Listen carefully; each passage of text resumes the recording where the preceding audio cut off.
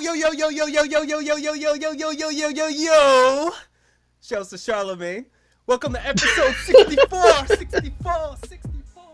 of the Bacchanal podcast with your host K to the C and your boy Keel out here snowed in. North Carolina is officially canceled for at least 3 days. Y'all soft. A little sprinkle of some white and y'all act out of sight, eh? Little inches getting dropped. A little inch gets dropped and you hit the bottom like that. Got y'all can't shaky. even walk no more in these streets, man. People's buying out all the eggs and buying out all the water again. What's going on? It's eggs and bread. Eggs, bread, extra, bread and milk. Y'all are extra. Get a shovel. Get a toboggan. That's what I did. I shoveled. Baby. Like all my neighbors were looking at me like I was crazy. Like, this nigga really out here shoveling? Like I shoveled out my driveway. You guys don't even have salt. No, I bought salt. I went to Lowe's. We have salt. Just I don't know. Like I don't get it. Like it's not like this is our first snowfall. Like why can't they invest in 1 or 2 plows? Y'all niggas is extra. That's why. Extra. Nah, we shutting shit down. Yeah. Y'all is soft. Yeah, I said it. Close the shop. Soft. A little bit of snow. It reminded me of making the band when Diddy will close the studio. I'm shutting down the studio.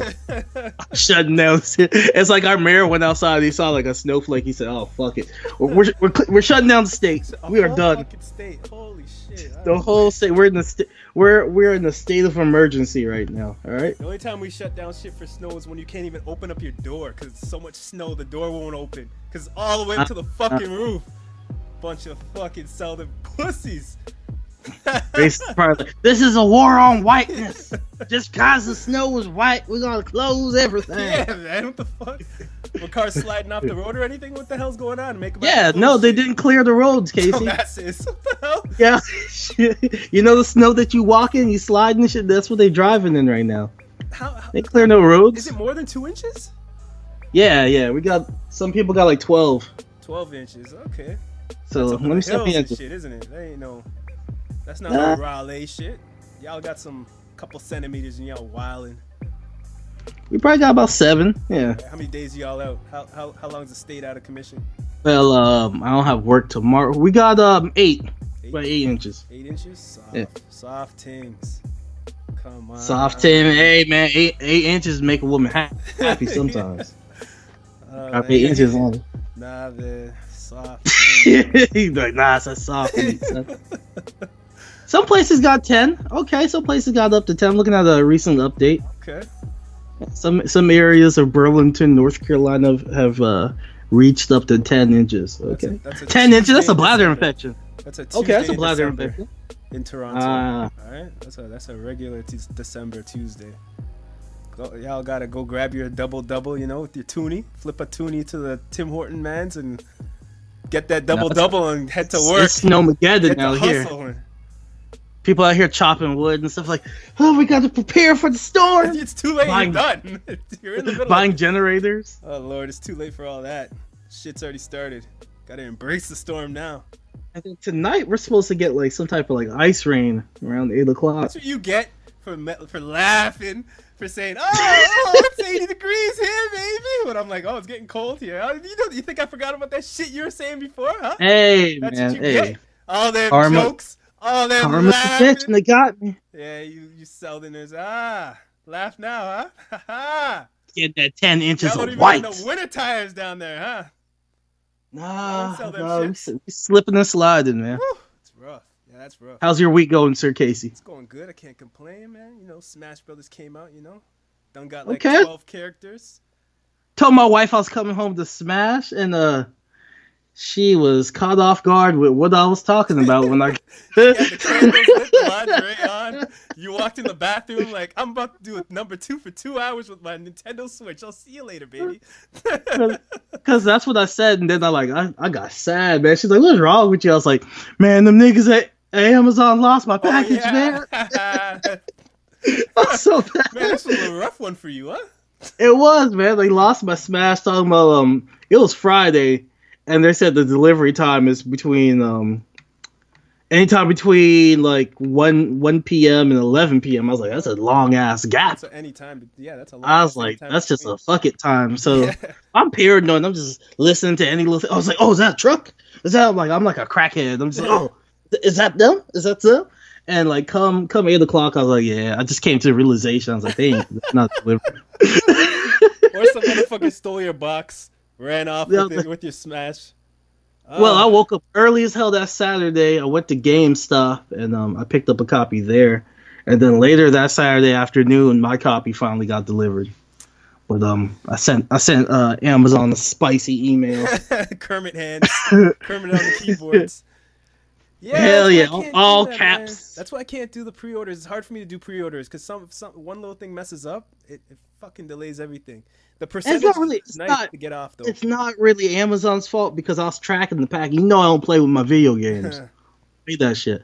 So I was tracking it, and I saw that it got delivered to my local USPS that Friday morning at 1 a.m. Mm-hmm. So they had the package, and they go out for deliveries at 12. So it was just the dumbasses working there didn't bring the shit to my house. Man, and this ain't playing your Switch. That nigga was playing your fucking game, man. He was like, "Yo, this is kind of late. I might need to bring this back in a couple hours." Like when Trump used the word "bigly," like I felt that shit now. Like I was bigly mad. I was just like, "Fuck, man." Like I kept watching. I was like, "I know you have the package." I tried calling them. They don't have no direct number to like get in contact with UPS, like USPS. Yeah. They make you call some generic 1-800 number talking to a computer, and the computer hung up on me talking about, "Are you satisfied right now with your tracking?" I said, "No." Where's my game? Yeah. It's like the computer's like, "Yes." You said yes. Goodbye. I'm like, "Nah." Yeah, to disrespect me like that. Nah, man, the delivery driver is playing that game, man. Let him live a little, man. Come on, man. Oh man, they be man. No, like, I understand the pain now when sneakerheads order some like Yeezys or something like that, and they want it day one. Mm-hmm. And the delivery person don't deliver until like a day or two after. Yeah, man, it's messed up. That's why I like just going in the stores and grabbing what you want and leaving, popping it out the plastic in the car, you know, sliding into the Switch and enjoying my life. Pushing down on it real hard to make sure that that cartridge don't pop out. Thrust it in one time with the lower back strength, you know, pow. Let it know it's boss. You know what I mean? Instead like the cartridge one time. Window, instead of waiting outside, looking out my window like I'm being stuck up on a I felt like a dope boy, man. Yeah, like I was like, shit, they coming? Are they here? Every car going by, looking like a lonely dog waiting for its owner to come back. Sad. Yeah, man. Fuck all that. Yeah. Yo, but real talk, man. Like people say, like if you lick the Switch cartridge, it has like I ain't doing that shit, man. What they say though? Sorry, I cut you off. They said that it has like a flavor, like Nintendo Switch games. Like I'm not gonna test it. I'm gonna get one of my white friends to do it. Listen here. I'm not about that life. Bad man, they have like flavors. Switch, okay? Bad man, not lick Switch. hey, speaking about bad man, Buju got released. Walk like a champion. Bumbleclad. What did he go to jail for? Oh shit, I can't remember. Some drug shit, I think. Oh, okay. I thought he was just like, "That's a bad man," and just slapped somebody. Slapped a cutlass in a fucking store on the table. Nah, I can't remember exactly. Did Buju do that song, "Walk Like a Champion"? Yeah, man. Oh man, I feel like that should be playing right now. That's a big song. He's got a couple of big songs still. Oh man. That's good. That is good news. I'm glad, man. Like all these people are like, "Free Buju." I was like, man, y'all trying to free everybody. Bobby Smurder, 6ix9ine, now Buju. Yeah. Now he's free, and who's doing what for him now? We'll see. Hey, Casey, guess what, boss? What's good? You already know what I did. What'd you do? Hey, you hear it?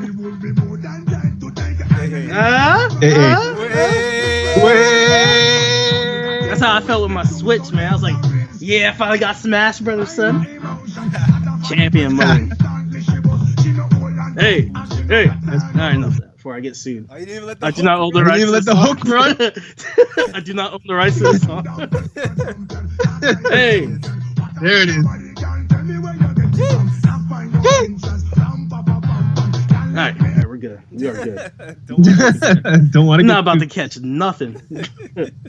Well, while we're already here at YouTube listening to foolishness, we have a lot of trailers that we're going to go over this episode. We're going to check out, of course, the Avengers trailer. We're going to check out BrightBurn, new film by disgraced director.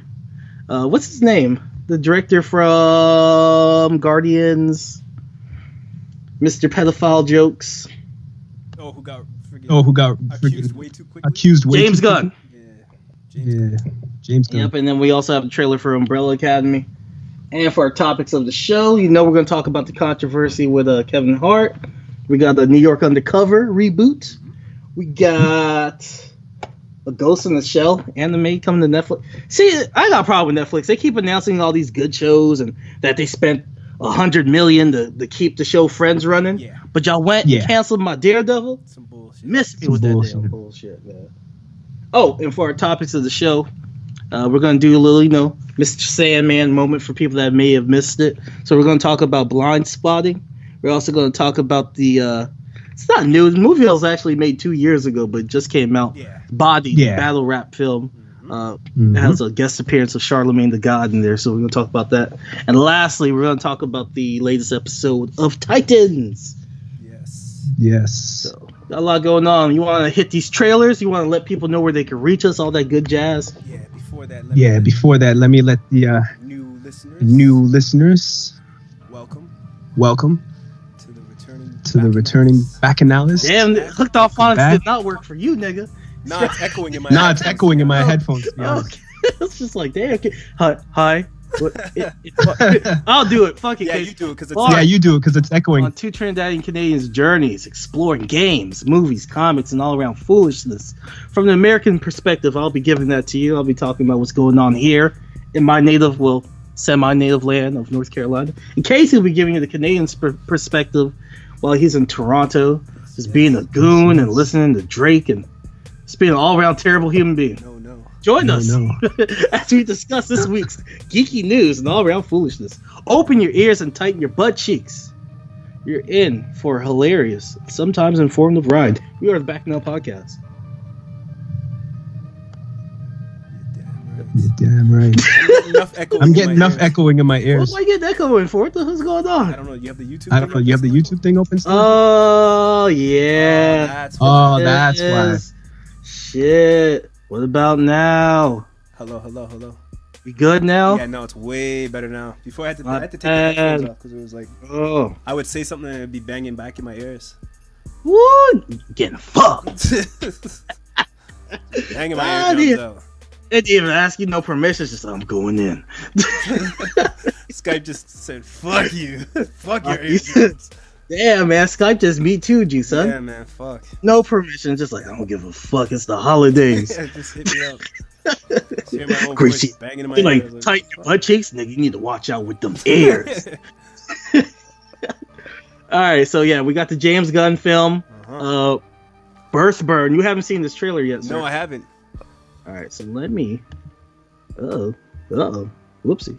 Let's get it. Hit the wrong button. All right, we're gonna be watching.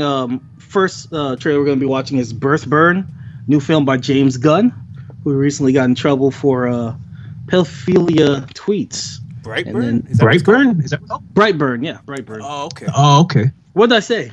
Birthburners. What the fuck? Glasses, man. I'm getting old. Turned 30 in 2 weeks. Man, I'm getting old as shit. I feel it in my bones. I just wake up, my knee just hurting for no reason. Knee hurt. You gotta hit the gym, do some yoga or something, man. It ain't got shit to do with your knee. When your knee hurt, your knee hurt. Nah, some stuff you could do. Nah, nigga, you old. You gotta stop being a pussy. the snow got me hurt. Snow got you fucked up. All right, so BrightBurn is the first trailer, not BirthBurn or whatever the hell I was saying. Let me get it together. All right, this is BrightBurn. Let's watch this trailer. Let's do it. Whatever you've done, I know there is good inside you. Shit looks intense. Sony, I'm scared. No. I'm always worried when I see Sony now for movies. Got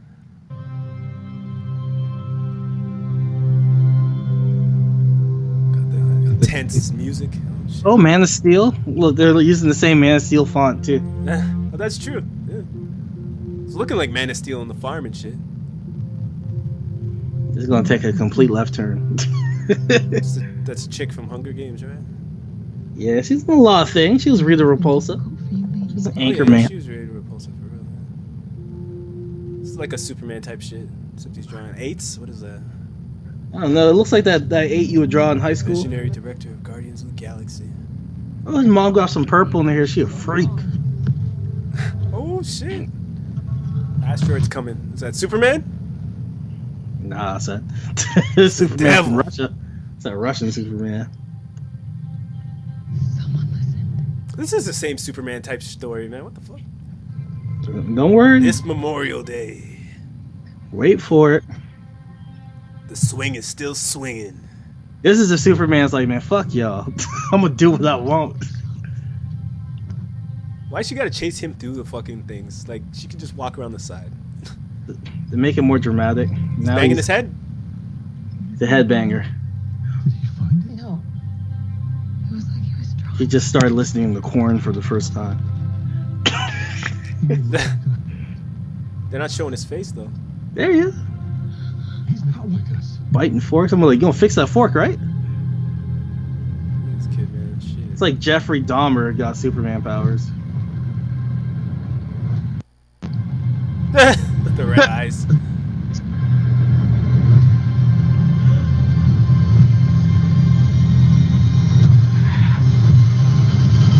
This is a scene right here that had me sold. Lady holding her eye. I guess he took her eye out already.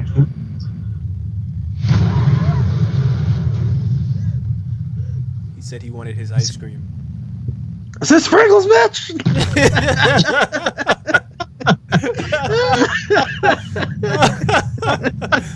Oh god. How dare she? Yeah, man. Oh shit. That looks trash, man. Hey, people laughed. People laughed when there was a commercial for Get Out. They're like, oh shit, Yeah, white folks wildin'. Yeah. Ah. And then when they saw it, man, the movie's deep. That movie touched me. This, You know, this trailer ain't it though, man. This looks like a bootleg ass Superman. this shit's hilarious. I it want to looks see funny. it. I'll check it out. I don't know how yet, but I'll check it out. I don't know if I'll be in theaters. But I'll check Somebody, it out. somebody just put, is Sony allowed to do this? Yes, they are. Yeah, man. Shit looks illegal. Lex Luthor was right. Holy shit. It's too on the nose of Superman, man. He even has the red cape. Yo, what if they make a Lex Luthor type and you got to root for him? Meh. Meh. He's a little kid. He's a How little- old would Luthor be? Like 8? 8. Yeah. Yeah. That's way That's- too on the nose then. Then All right, let's move on to Again. Sure. That was some foolishness, man. Trailer You gotta- wise, I can't judge the movie yet, but trailer wise, that was some foolishness. Dad, you're gonna see it and you'll be like, "Yo, the movie had me."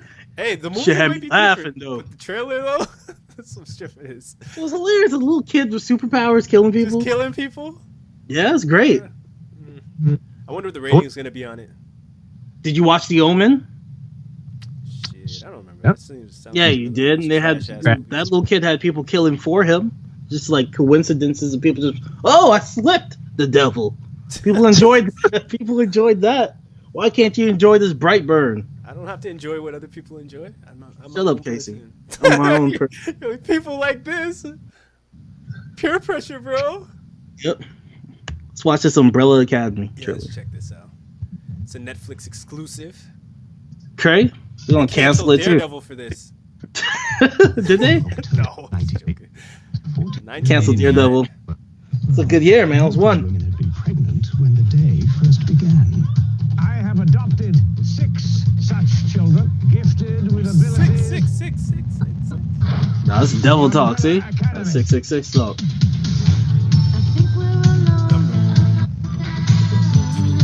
Okay, number 3. I see you. Yeah. How'd you return? I didn't know do a little rewind on that. Ellen Page. Okay. She's playing the same mopey character. I see you, Mary J. Blige. Oh man, she's gonna be full of heartache. Umbrella Academy. No idea how to stop it. Put on a pot of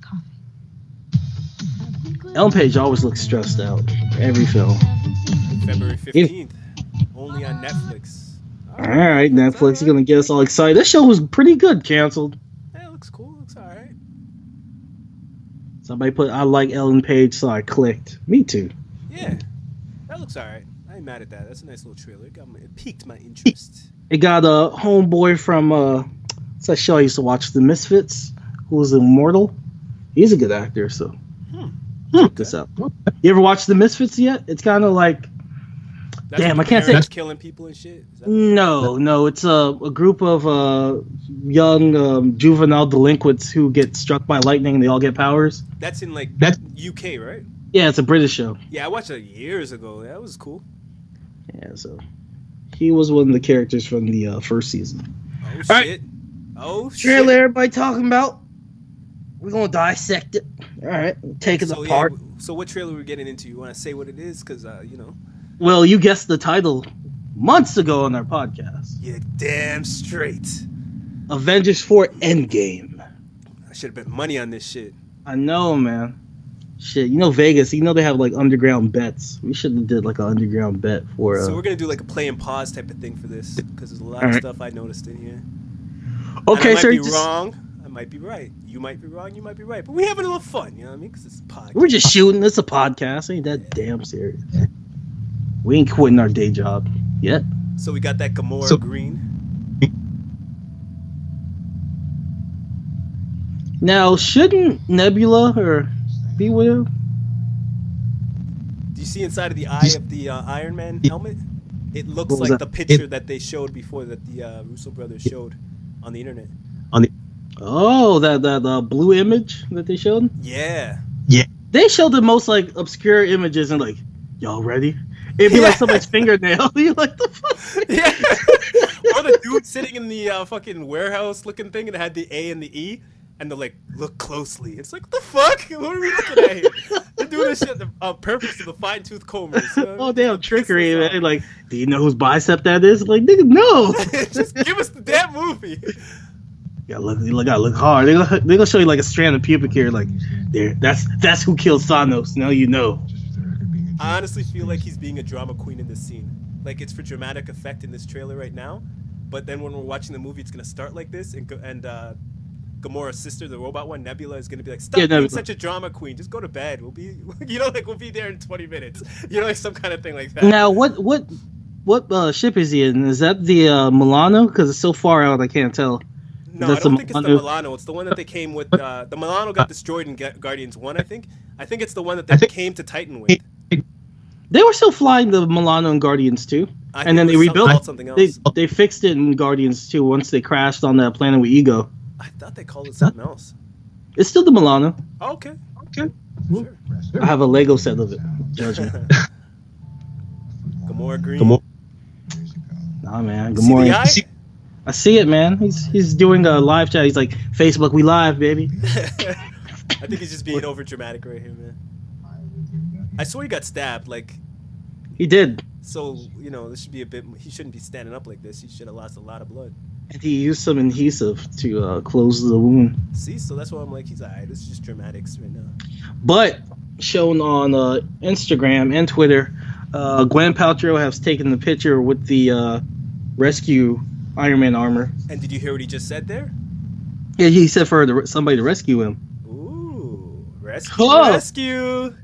And I was just like, damn it, Gwen Paltrow, you fucking up the deal. Like spoiling shit. So yeah, she gonna go out there and get her dramatic. Oh, the dust. Soon to be husband. Knocking the dust off of Marvel. Yo, people online had me tripping with when Thanos had his armor as a scarecrow. I was like, yo, he done retired his jersey after all that work. He did. Yeah. He's like, job well done, son. He started a weed farm. He's just like, yeah, check the buds. His fucking. The gauntlets all burnt. Plantains. He's got his whole farm's going. He's got his whole, pineapples, plantains, and weed farm in the back. My boy crying over Bucky's cheeks. The tears. Got a clean shave. He kept that hair long though. He's like, "It's for you, Bucks. I lost them twice." Looks like he got a wig or a plug on though. That's a Harvey. That's a Steve Harvey lineup right there. It's a little too perfect for a white boy. So weird. Kept crying bigly. 70s sideburns. Now, all right. So here's a picture of people we're talking about. So you see Scott Lang, then you see Suri. You see the thing I put on Instagram with the Suri with the milk. Now, so here's the thing. I took that as missing in the action, so they don't know for sure that. Yeah, you see, it says missing on his, and then it's a red line by her name too. So it says missing. So I think that Suri just dipped. She said, "Fuck this." She probably got the Black Panther suit on and she dipped. That doesn't necessarily mean she's dead. People are automatically assuming she's dead. I'm just taking it as missing in action as now. Because it clearly says missing right here in the red. Yeah, and it now, says we know as an audience that Scott Lang isn't dead, but we do not know as an audience if Siri is dead yet. She's not dead. So I'm going to keep hope alive and say she's died. And also, Marvel likes to make fake trailers. All this shit can be fake. That's true, too. That's... We'll point out the things you think is fake, though. But this could easily be switched around. Like, they could easily switch the faces around in the movie. All right, so let's continue. Now, there was some confirmation from the Russo brothers that Betty Ross is one of the that's Hulk's love interest. For some people who don't remember from the previous Hulk films, that Hulk, played by Mark Ruffalo's character, also finds out that she is gone also with the snap, and now he's like, oh, now I care about her. I'm sad. Even though he had black. I'm just like, you've been thinking about Black Widow for the past couple of films, having her touch on your palms. So like, I was like, Betty wasn't really on your mind that bad. Like, now she's on your mind. That's kind of like Jane Foster. Like, Thor would be like, I sure do miss Jane. Like, come on, man. Nobody misses Jane Foster. My thing is, who's Black Widow recapping to? Like, who the hell doesn't know what's going on planet Earth or in the galaxy that half the people everywhere got murked? Who's she recapping to?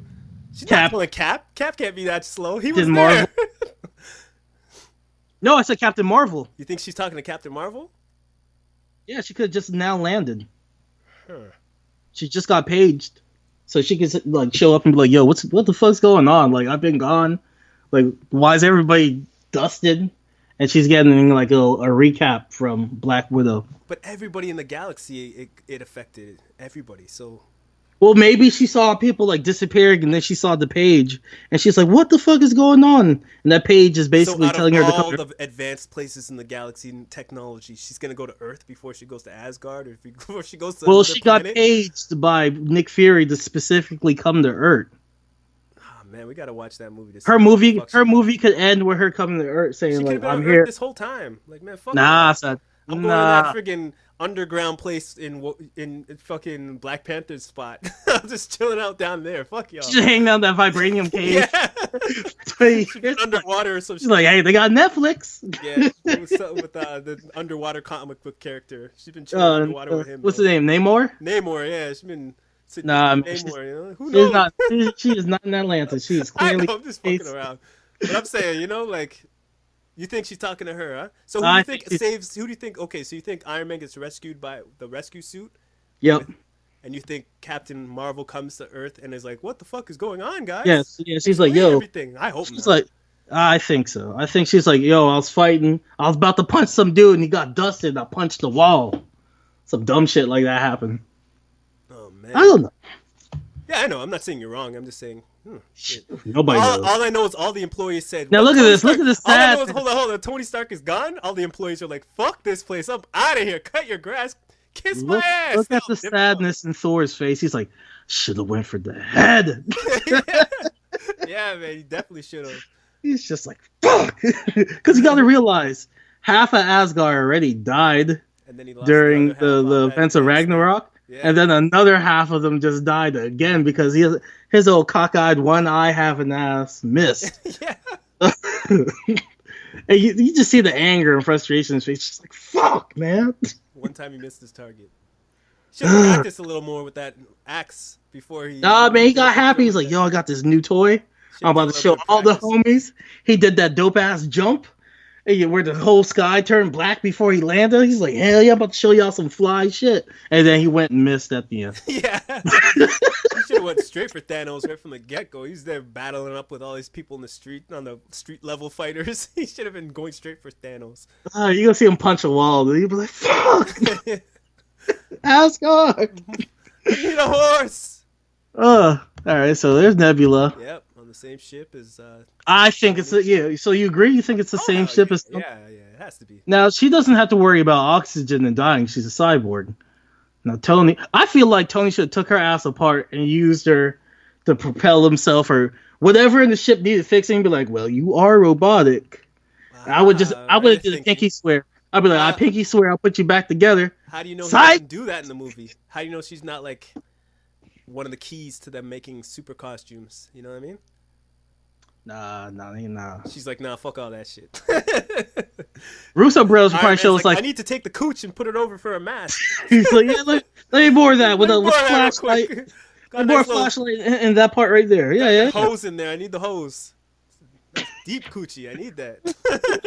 Are you making a flashlight? No. This is yeah, exactly. strictly research to get back to Earth. Yeah. Please don't tell Pepper Potts. Oh shit. You know, I don't care, man. Like Hawkeye's still lame, even when he's as Ronin. This is the best he's getting though, right here. He got a fade. He's like, I got a new fade. I met this black barber. My thing is, okay, he got a fade and all that, but he's out in these streets just murdering human beings, like regular dudes out there. Like, what the hell's going on? They didn't do no snap. Yeah. What they have to do the snap? Fighting. Well, it could be a lot of robbery or looting and shit going on. His costume reminds me of the guy from Doctor Strange who turned bad. Why I want to say Mordor? It's something with an M. You know who I'm talking about, though, right? Yeah, the black. And he looks like it's the same place, like in the part of the world where that happened, where that battle happened in the end of Doctor Strange. That's good observation. China. Were they in China? I don't know. I don't want to say.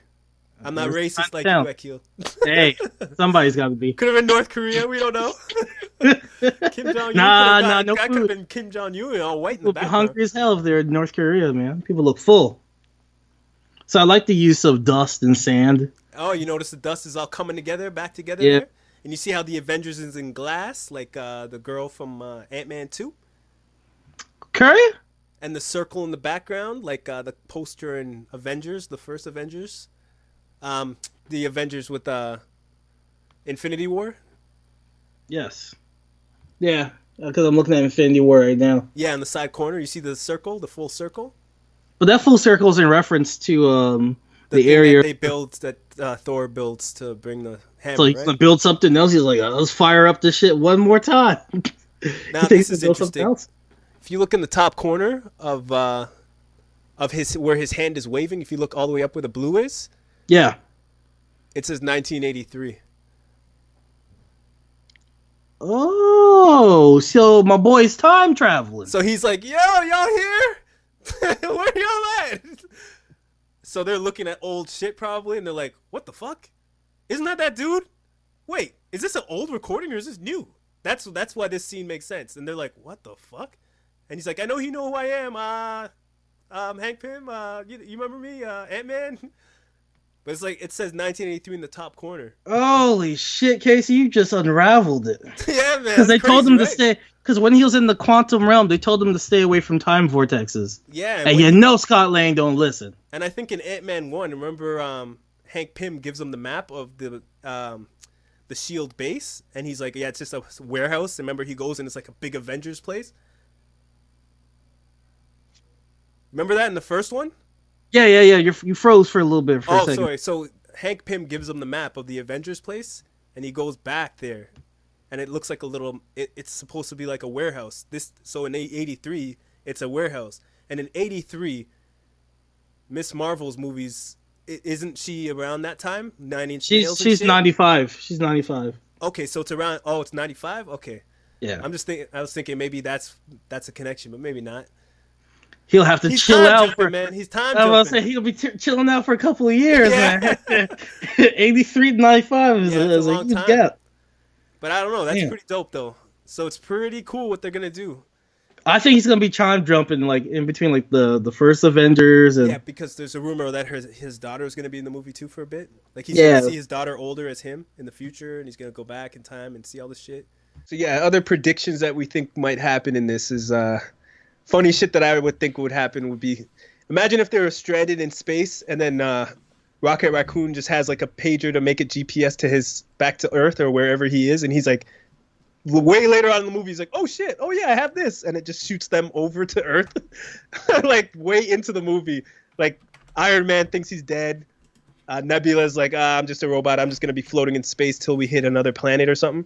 But then this whole time, Rocket could have just hit one button and GPS the plane to fly to him. You know what I mean? What do you think could happen? I don't know. I think Rocket's still going to be all depressed since his boy Groot died for the second time. Yeah. So why can't Thor fly to Iron Man?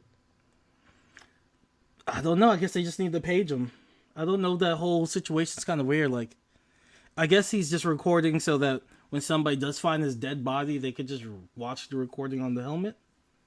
Yes, he's too far to transmit the data. Oh no, because he was with Nebula. I would have salvaged some parts from her and did something. Mm-hmm. But damn, you're cold as hell, man. You've just been like, "Come here, bitch." I was like, I got a secret to tell you. She was like, "What?" It's clobbering time. Zapped her ass. She got took apart in the first Infinity War. She'd be all right. She handle that shit. That could all be foreshadowing still. So you never know how these Russo brothers do their thing. Her ass apart again. Be all right. Yeah. Well, any predictions that you think could happen? Crazy, funny, wild, doesn't matter. I think of course, the comedic elements are going to come from Ant-Man. I think that's going to come from him time traveling and maybe him like interfering with events that we already know, like him like, jumping into the first Avengers and be like, "Oh, whoops, wrong time," like something like that happening. Yeah, for sure. We've seen the pictures of that though. Let's get wild, man. Let's have a little fun, man. There's nothing crazy that you think is going to happen that's going to have people like, holy shit, they pulled that off. Like a mystery character showing up that they haven't announced, like maybe Silver Surfer. Yeah, man, they could do anything right now. They own the rights to everything. What I'm hoping happens is like they beat Thanos and Thanos is like, "You idiots, I was protecting you all, protecting you from him," and then it turns out it's like fucking Galactus in the far out. It's like, "Oh, my opportunity has arrived," and you know a bigger problem comes and like, "Oh fuck." But I think they're saving Adam Warlock for Guardians 3, but I don't know why, man. The whole debacle with James Gunn, I'm just like, I don't know what. I'm not a big fan of Adam Warlock anyway, so when I saw the last movie, I was like, this is actually pretty enjoyable instead of this know-it-all, unknown guy who just comes out of nowhere for this comic book. You know what I mean? So like, all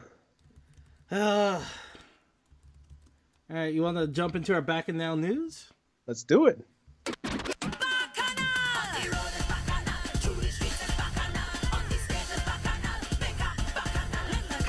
Alright, first on their docket, "Baby, It's Cold Outside" is being banned from a couple radio stations because they say that it reeks of toxic male masculinity and it's rapey.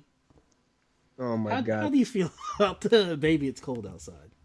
This reeks of testosterone being sucked out of our fucking life, man. What the fuck?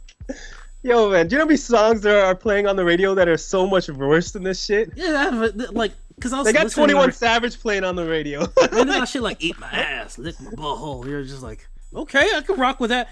"Baby, It's Cold." Oh shit, no sir. Real talk though, who really listens to the radio anymore? Like, who's really like tuning into the radio? Nobody. Ain't nobody fucking with the radio anymore, so it don't matter what they want to pull up. Rick Ross had a song about date raping girls. He said, "Put a pill in her drink. She ain't even know it." Because I remember I was driving, I heard, I was like, did this nigga just rape her? I had to take it. I was like, I deleted that shit off my phone. I was like, oh no. Yeah, that was a head scratcher for sure. I said, oh no, big fella. What the ass is this? I said, big fella, oh no. She didn't know it? I was like, you might want to tell her, big fella. Oh, yeah. No. Holy. But yeah, "Baby, It's Cold Outside." It's 1944. That's the old courtmanship that you do when you're trying to court a woman. You know, they're all bashful. You're just like, "Could I stay for a while? Maybe." You want to play a little bit of the song? We break down the lyrics.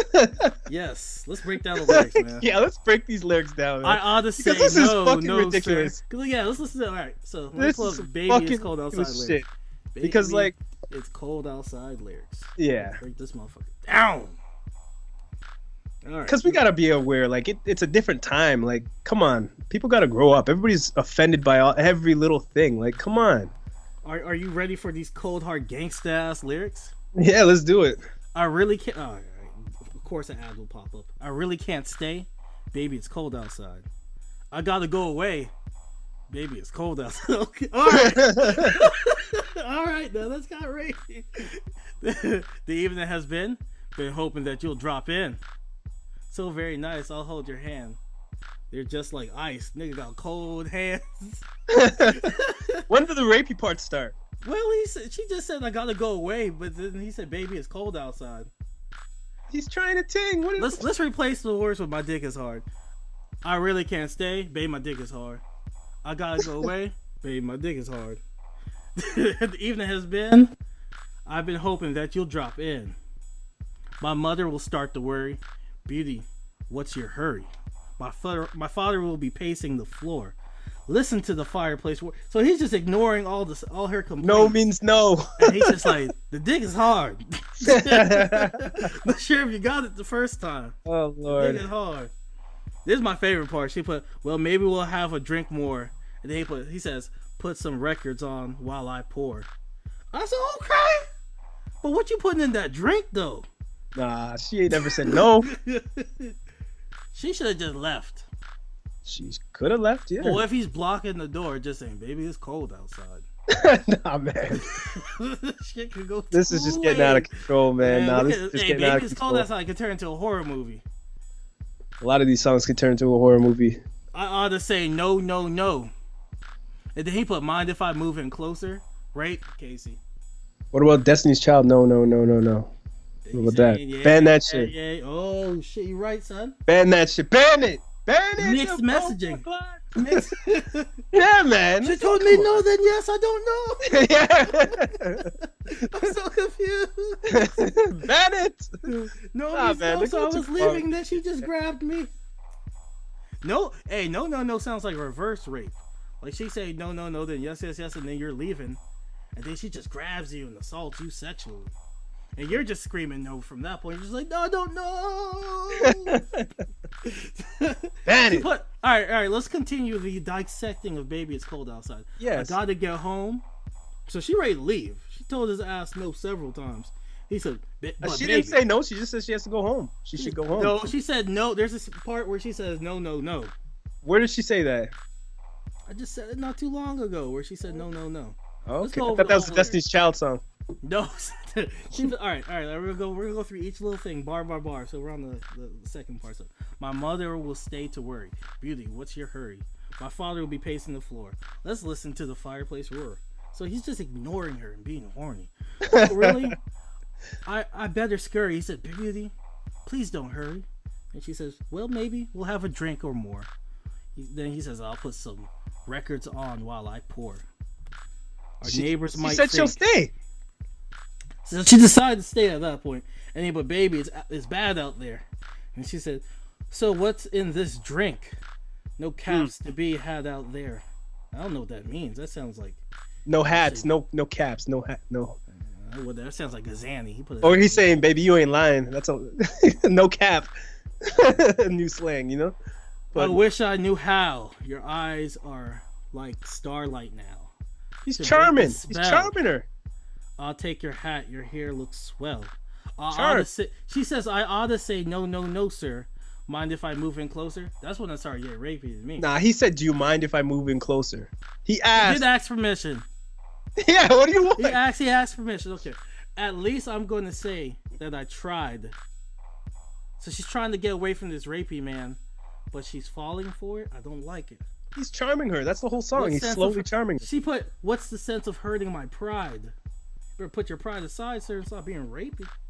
She put, all right, now she makes us a direct statement. I really can't stay. Mm-hmm. Then he says, baby, don't hold out. Was good shit. With that. Give me that pussy. What was that mouth do? What was that song that we were like, dude's like, give me that pussy? Oh, Webby. Webby. They played that on the radio. Man, they played. Man just pulls her in and says, "Give me that pussy." but baby, it's cold. Oh no. Baby, it's cold outside is a no-go. Oh no. She put, my sister will be suspicious. He put, gosh, your lips look delicious. He about to eat face. Hey man, this guy's spitting bars. How's someone supposed to shoot their shot these days? Holy shit. Man, you can't. You gotta send a text message. Do you mind if I try to speak to you in a sexual manner? Y'all gotta sign paperwork and shit before anything, huh? Yo, Dave Chappelle was ahead of the game when he came up with that whole love contract. Yeah, it has a show on BET called The Game where it was about NFL players. And a guy on the show would do that. He would get the girls to sign the okay and they'd have to sign off things that they're okay with doing, and then he'd be like, all right, and you put it in the box and lock it, and then he'd be like, let's get it on. I honestly wouldn't know how to date because I grew up in the 90s aggressive era. You grab a hand. Arm pulling. Boy, you do that now? Excuse me, sir. Jail. Yeah, Jail. Somebody be grabbing my hand in jail. With the blicky eye. With the blicky eye.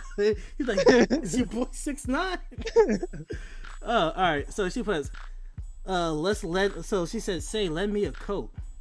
It's up to your knees out there. Oh, he talking about her knees. See what he implying? What them knees do? You really been grand. I thrill when you touch my hand. He said my dick hard when you touch me. Hey, she's touching him. So she touched. Okay, so she said no, but she touched his hand, and now he has an erection. Now he says, "Don't you see?" And he says, "How could you do this to me?" So she's like, "I'm trying to leave," but he's pointing down. He's like, "Look, you see the meat's hard. You could count the veins. You see the veins popping." Then they're bound to talk tomorrow. So she's already thinking about getting dick down and then taking that walk of shame the next day. Yeah. And then he basically says, think of my lifelong sorrow. So he's like, fuck him. Be sad. At least there would be plenty implied. And then he put, if you caught pneumonia and died, he said, you ain't trying to die, you better take this break. Then she ends it with, baby, I can't stay. And then he says, get over that. Hold out. All right, he raped her at this point. I'm sorry. He got what he wanted. No. So let's do a vote. I vote that he's rapey. Because at first she was thinking about it. Then she finally made the direct, like, once he whipped the dick out and was getting, he's like, look at it. She made the whole point. He's like, all right, I can't stay at this point. And then he hits her with the get over that holdout. He's like, you need to get over that shit. Baby, it's cold outside. Hey man, this guy was shooting his shot, man. Harvey Weinstein's like, I see no problem. Exactly. I have no quarrel with this. No quarrel. No problems with this. Yeah. So another thing in the news that people have problems with. Yep. Your boy Kevin Hart. This shit came quick. Holy man, didn't even get like 24 hours of. He's gonna be doing the Oscars. Like that announcement they announced him and like, and then they said, man, fuck that. Yo, he got fired on his day off, like Craig, man. No, he quit. He didn't get fired. That's so whack, though. Why? You know what? Fuck y'all. Y'all want me to do this? I ain't doing that shit. So Casey, what are the tweets that he has? That's what I wanted you to pull up because I don't know exactly what he said. Basically, what we're talking about is Kevin Hart, and he got a lot of backlash after his ill-fated attempt to move from the drama surrounding his short-lived Oscars hosting gig. The comedian sent out a post to his 34.6 million Twitter followers saying that he's not going to be doing the show no more. Basically, he got the show. Then people pulled up all these tweets from 9 years ago saying, yo, this guy said some negative stuff to the LGBTQ community in derogatory terms. Why? And yeah, man, and he said, you know what, I'm just gonna back out if they're pressuring me to do something I don't feel I should be doing, and he backed out from being the host. Now, I think that was a missed opportunity. I think he should have hosted and addressed those problems. He has stated before that he has apologized for those comments several times in the past. Yeah, and my thing is, like, how many times do you want people to apologize, man? That's the thing. Like, if he didn't apologize for this, or he apologized for it like 6 years ago. I wouldn't have quit. I would have went on the show and I would have used it as an example, and I would have addressed the situation and apologized again for the third time. Let people know, because just like, damn, like, Kevin Hart has to be like one of the safest black comedians. It's not like they have Paul Mooney hosting the Oscars. The thing is, like, the guy's like intentions and where he stands. It's, like, he's not like, we all know that, unless he's a way better actor in real life than he is in his movies. I've heard was Tracy Morgan. He said if his son was gay, he would kill him. Yeah, I think one of his tweets were along that line. Yeah, that was probably one of the most fucked up ones. And then he apologized, and now he has a show on TBS. But I think it was along that line. Like, if his son was gay, he would have throw him out the window or some shit like that. I don't know, some kind of shit like that, some unfunny bullshit. But man, the Oscars need him. He doesn't need the Oscars first and foremost. I'm not saying what he said was wrong or right, but he don't need them anyway. So this was just now to the help Oscars have a vetting process. They go through all these things before they decide who they want to host. So you're telling me they're unaware of those tweets from, was it 2010, 2006? I think not. The Oscars also had they had Mel Gibson there last year, who just a couple years ago was talking about his wife. He doesn't want his wife, well, his ex-wife now. He didn't want his ex-wife being around a pack of niggers. He was dropping M-bombs like nothing, like Kramer. Damn. He was dropping M-bombs like Kramer. And they brought him back. So I'm just like, so I was like, all right, you guys aren't offended by racism or pedophilia because they gave Roman Polanski standing ovation back in the day. Even Meryl Streep called him God at one point. This is a guy who was accused for rape of a young girl, and then he fled the country so he wouldn't be prosecuted.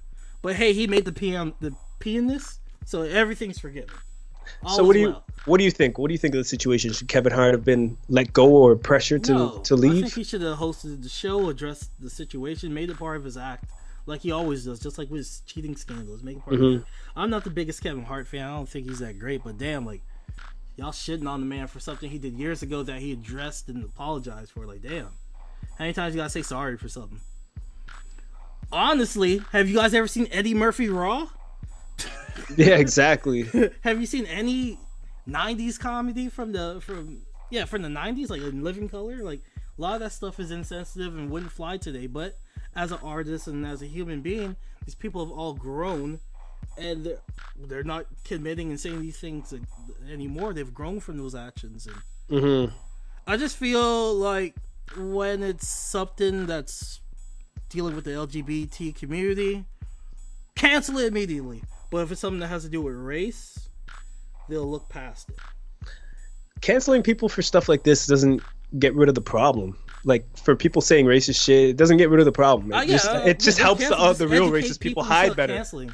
That's the problem. It just helps people hide better, in my opinion. That's like, okay, let's say I say some racist shit, and then I get canceled. I'm gonna go home and be like, stupid nigga, I'm gonna just get more racist. I'm not gonna learn from that shit. If I'm homophobic and I say something homophobic, then I get canceled, I'm just go home and become even more homophobic and angry. We need to educate these people, man. And the real ones are gonna learn how to hide better. Oh yeah, he might get endorsements from Kevin Hart's black. But if Kevin Hart wasn't black, he would have got all types of endorsements from homophobic companies. Victoria's Secret would have sent him some money. Yeah, I went there. So, one thing he said, Kevin Hart isn't funny either. Look like a gay version of Chris Brown. Put a shirt on, fag. Who said that? I think so. I think it's in Kevin Hart's tweets from February 2010. Retweet.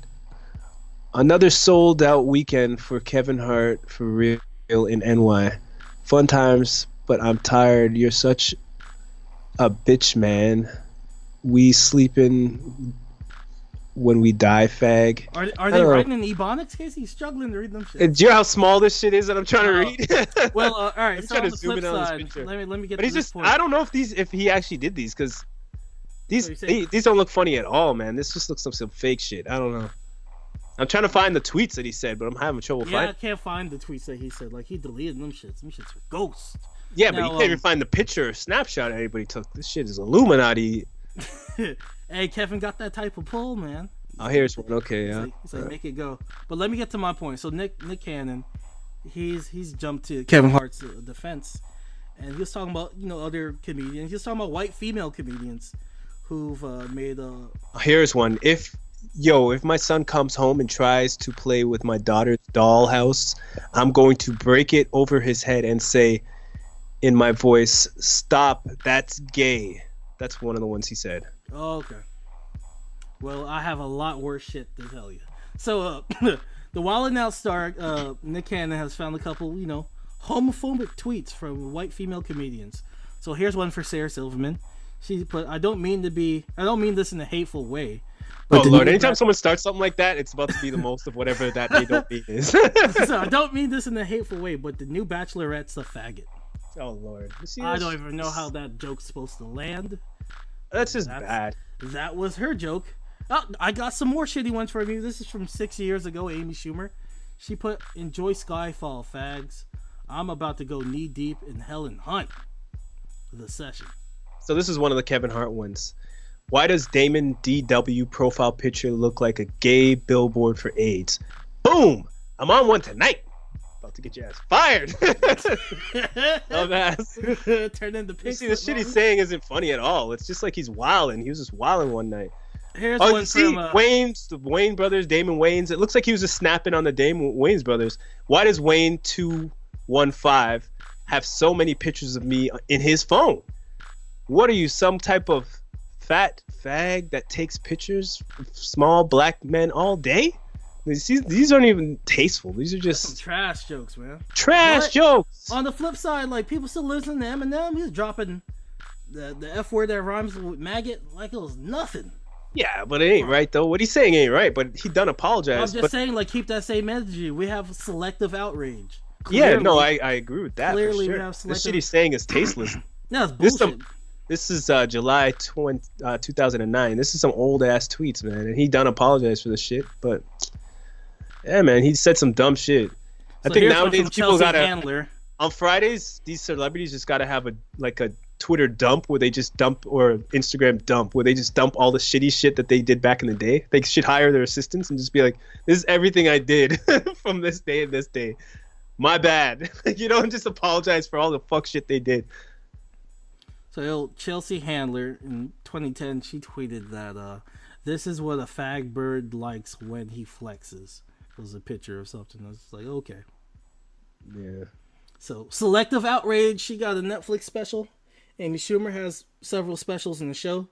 Sarah Silverman's in Wreck-It Ralph too, and nobody's saying to cancel that shit. Yeah. So keep that same energy, man. They're not going to though.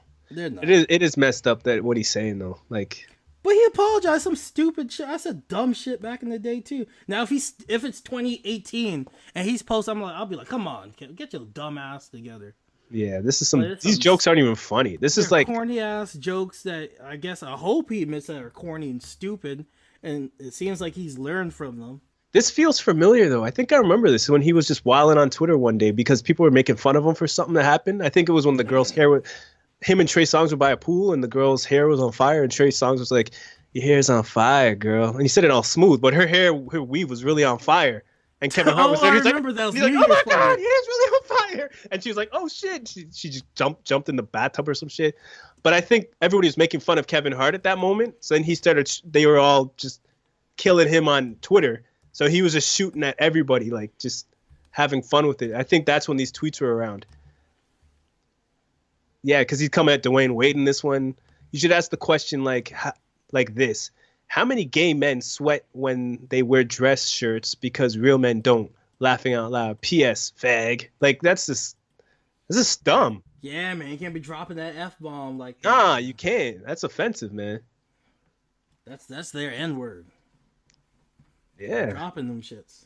Nah, I feel uncomfortable saying them. Hell yeah, he said that. Boy, I started looking around. I was I like, feel like in 10 years, someone's gonna pull I was back like, this oh, no. podcast episode and be like, they're gonna Get that edit that shit. I was motherfucking like, Casey outta here. No, no, sir.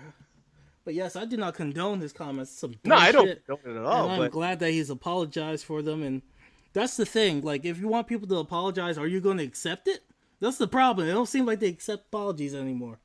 It's like they're like, no, we're not going to accept that. We want you to die. he should have done the show and he should have apologized on the show. Like Well, he I should feel- honestly, he should feel like, yo, I'll still go. I'll just gonna send this for the Oscars of me apologizing. Fuck it. Like, what's he got to do? That's my thing. I don't feel like apologies are enough for people anymore. You can say I'm sorry, and then your actions show that you are sorry, and people are still like, nah, he needs to die. His career, like I feel like these people like nowadays they're not like they don't feel it's not accomplished, but they're not satisfied until you're like, yeah, they're dead, and then when they do die, they're like, yo, R.I.P. Kevin Hart, man, the real one. Yeah, but so many people apologize and fake apologize. It stretches it so thin. It makes the value of apologizing nothing, you know? So I get it, but the man done did it like 6 years ago. As I said, the actions speak louder than words. And Exactly. As of now, it seems like his actions, like from 2010 to 2018, like clearly his actions have been, a lot better. So it seems like he was learned from those actions. So I accept his apology, but I'm not part of the LGBTQ community. Yeah, so it's not my place to accept it. it's You not know what I mean? It's not my place to say. Yeah. And I can't tell people how But it was to fucked react. up what he did. These tweets are fucked. So, man. Yo, I apologize for him in 2008. People seem like they're more mad about this. I know where the hoes are at. But to be honest, like, nothing. One's not worse than the other, but the fire that he's getting from this is a lot worse than the fire he was getting for actually physically cheating on his wife. So you know what I mean? Yeah, Isn't that kind of fucked up? Like the hypocrisy and like him like having a newborn baby, not going to his wife's birthday party, and he's slamming down the next thing in Vegas or something. That's pretty fucked up. They're like, nah, those tweets from 08, though. Dudes, people laughed at that. Women, guys, girls, everybody was laughing at that shit. But this shit right here, they're acting like they're up in arms with that shit, man. like, Cancel his ass. Stone him. It's like Stone him. Get the stones ready. pitchforks. All right, Casey, I got to do one last video All right, cool. before we get into our next topic. Yeah. I ain't gonna say no. I'm gonna just play this music and see if it brings back memories. Whew! You know about this right here, Oh yeah. boy. Get your Thursday night right. Classic. Now, for you young Oh, bucks shit. who don't know what this is, Saxophone. I remember this the now. theme song for New York Undercover. It has been stated that this show is about to get a reboot with the original cast. Even though they killed the Puerto Rican dude, third season. Yeah, feel the about that? girl came in though. What's her name? Can't remember the girl's name. She came in there though. So they're gonna just like, yeah, that third season never happened. That shit was lies. Probably. That shit was lies. So yeah, there's talks of New York Undercover coming back. I used to love that show because I would learn all the different like R&B songs. Yeah, at the end. Yeah, because before they got into the intro, it'll always be a segment where it's like they're playing music. I remember one got me because they were playing Soul For Real, and it was like a little girl. And then at the end, like, she's like, you just see her ball on the ground, like she's playing with a ball. You're like, oh shit, she got abducted, son. And they're just playing like Candy Rain. I was like, oh shit, son. I was like, you can't be playing Candy Rain with people getting abducted. I was like, that messed me up as a kid. I was like, oh my god. Yeah, I had a lot of artists who were at the end of the shows, like after they beat the case. Yeah, after a couple they'll episodes, go to the little club. they'd go to see the a bar or the performance. club, yeah, and have a performance at the end. I remember that. Yeah, this show was great. Show's wild, man. Dick Wolf, you did your thing again, man. It had like a serial bad guy in it. I remember who ended up blowing up the Latino guy. I think the Puerto Rican guy. A bomb or something. That show was good. That was a good show. I don't know how well it'll do in this day and age. What with all these music are they fine tooth playing? comb we're playing. Some old 21 some old- Savage, man. 21. Because I love the beginning of the show. It'll be a short story with no words. You'll just see be music playing, and then you'll see somebody like interacting with somebody, and they get killed. You'll hear like no. You're like, oh shit. Yeah, I don't know what they're gonna play now. They The got him music's as Johnny different. Gill's hitting that high note. Yeah, the music's different now.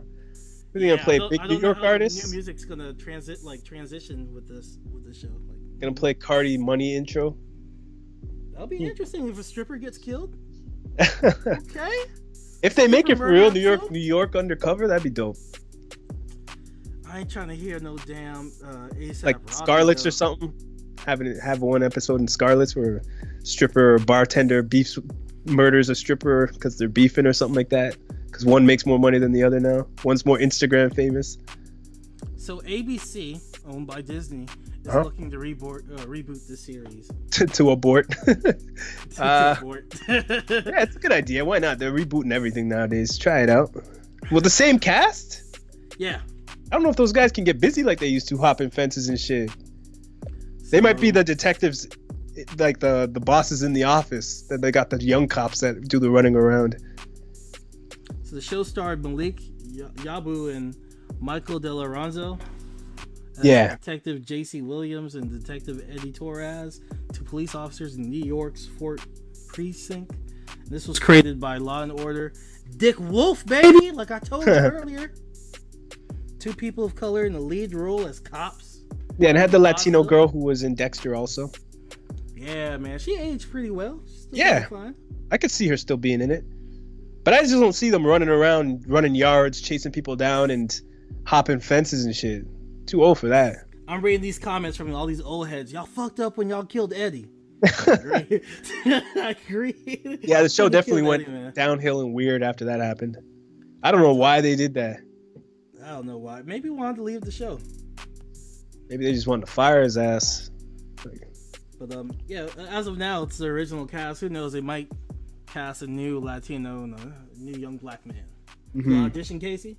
Yeah, man, why not? That Denzel look? Yeah. You gonna fuck up and say, "Hey," they be like, "He's Canadian. He's not from New York." He said, "A boot." Let's find out the boot this. They're like, abort. I'll be like, yo, son, you're under arrest, dog. You're under arrest, dog. Slow down, huh? Think you can hit the turnpike like that, son? Huh? Going too fast, son. Not New York enough. Off topic, man. Fucking Venom made $600 million in China alone. Meaning that it grossed more money than Logan, X-Men 1, 2, 3. Every X-Men movie. It made more than all the X-Men movies. It's made more money than Spider-Man 2. Meaning, this movie is getting a trilogy. So, fuck. Meaning, we're about to see Morbius and Venom teaming up together. We're going to see Venom fighting Kraven. Hope you're ready for this Venom verse. That's what I'm going to call it, the Venom verse. Sony! I blame, damn it, China! Trump was on to something with China, man. He knew. He's like, they're going to fuck up and give Venom that money. Oh, man, what is going on? What they see in this? The general audience likes it. A lot of them are just like, oh, Spider-Man was supposed to be in here? Didn't know. Well, hopefully this money could show Marvel, like, yo, give us the proper tools to be able to make a proper sequel to this movie. Like, let Spider-Man be in it. Let this happen. Let that happen. This is going to have Sony with their dick hard saying, yeah, let's go get us another Spider-Man. Let's recast us a new Spider-Man and have them join this Venom-verse. Nah, that'd be dumb. Because they already have Spider-Man. This is Sony, Casey. I know, but they already have Spider-Man. Out the picture, buddy. He's got Rey Mysterio in the next one, and S.H.I.E.L.D. is going to be in it with Nick Fury, so... It has Mysterio, not Rey Mysterio. He ain't got no WWE. My bad. Mysterio! Backflip off the top rope. So what's that movie? Was 619 to 615? 619. No, but you know, they already got Mysterio in the next one with Fury, and Spider-Man is a Sony product. So, like, why would they want to put another Spider-Man out there now? That just fucks everything. Just give Venom the proper tools to make the story better. That's what they deserve. If they can earn that much, they're gonna be like, you know what? We're gonna put Miles. Because Tom Hardy's a good actor. Morales fight Venom. Oh man, they could do that. Sony does dumb shit. I'm spitballing right now. I wouldn't be that mad at that though, but that'd be stripping us though. All right, let's just spitball some ridiculous dumb shit that Sony could do. All right, we could get a Morbius verse with. It's gonna be Morbius for sure. Vampires. And then maybe Blade. No, they can't. They don't own Blade. That's MCU owns Blade. What could they do with Morbius? It's gonna be Morbius and Carnage. But we pretty much saw Carnage with Riot because they had Riot with the same movesets as Carnage. But yeah, back. That's why it's got to be another bad guy. It's got to be a vampire, something weird. Because Morbius is getting his own film starring Jared. He needs an intro though. He needs an intro. So Eddie Brock's gonna beat him up. He's like, you know what, son? I'm gonna chill out. And I need to regenerate my energy. Let me go to another part of America, and he'll be in like Arizona or some shit with his own movie. So who does Sony own in Marvel? What characters? Too many people. We listed them off in another episode before. Because I believe they own all the Spider-Man people. So yeah, Kingpin, the Shocker. Nah. Silver Sable. I think I have her. I think they show up in there and be like, "Hey guys, I'm here to save the day." Silver Sable. You know, all 12 of you guys know who I am. Just let Venom in the door, man. Let him in the room. Oh, let him in the VIP room, man.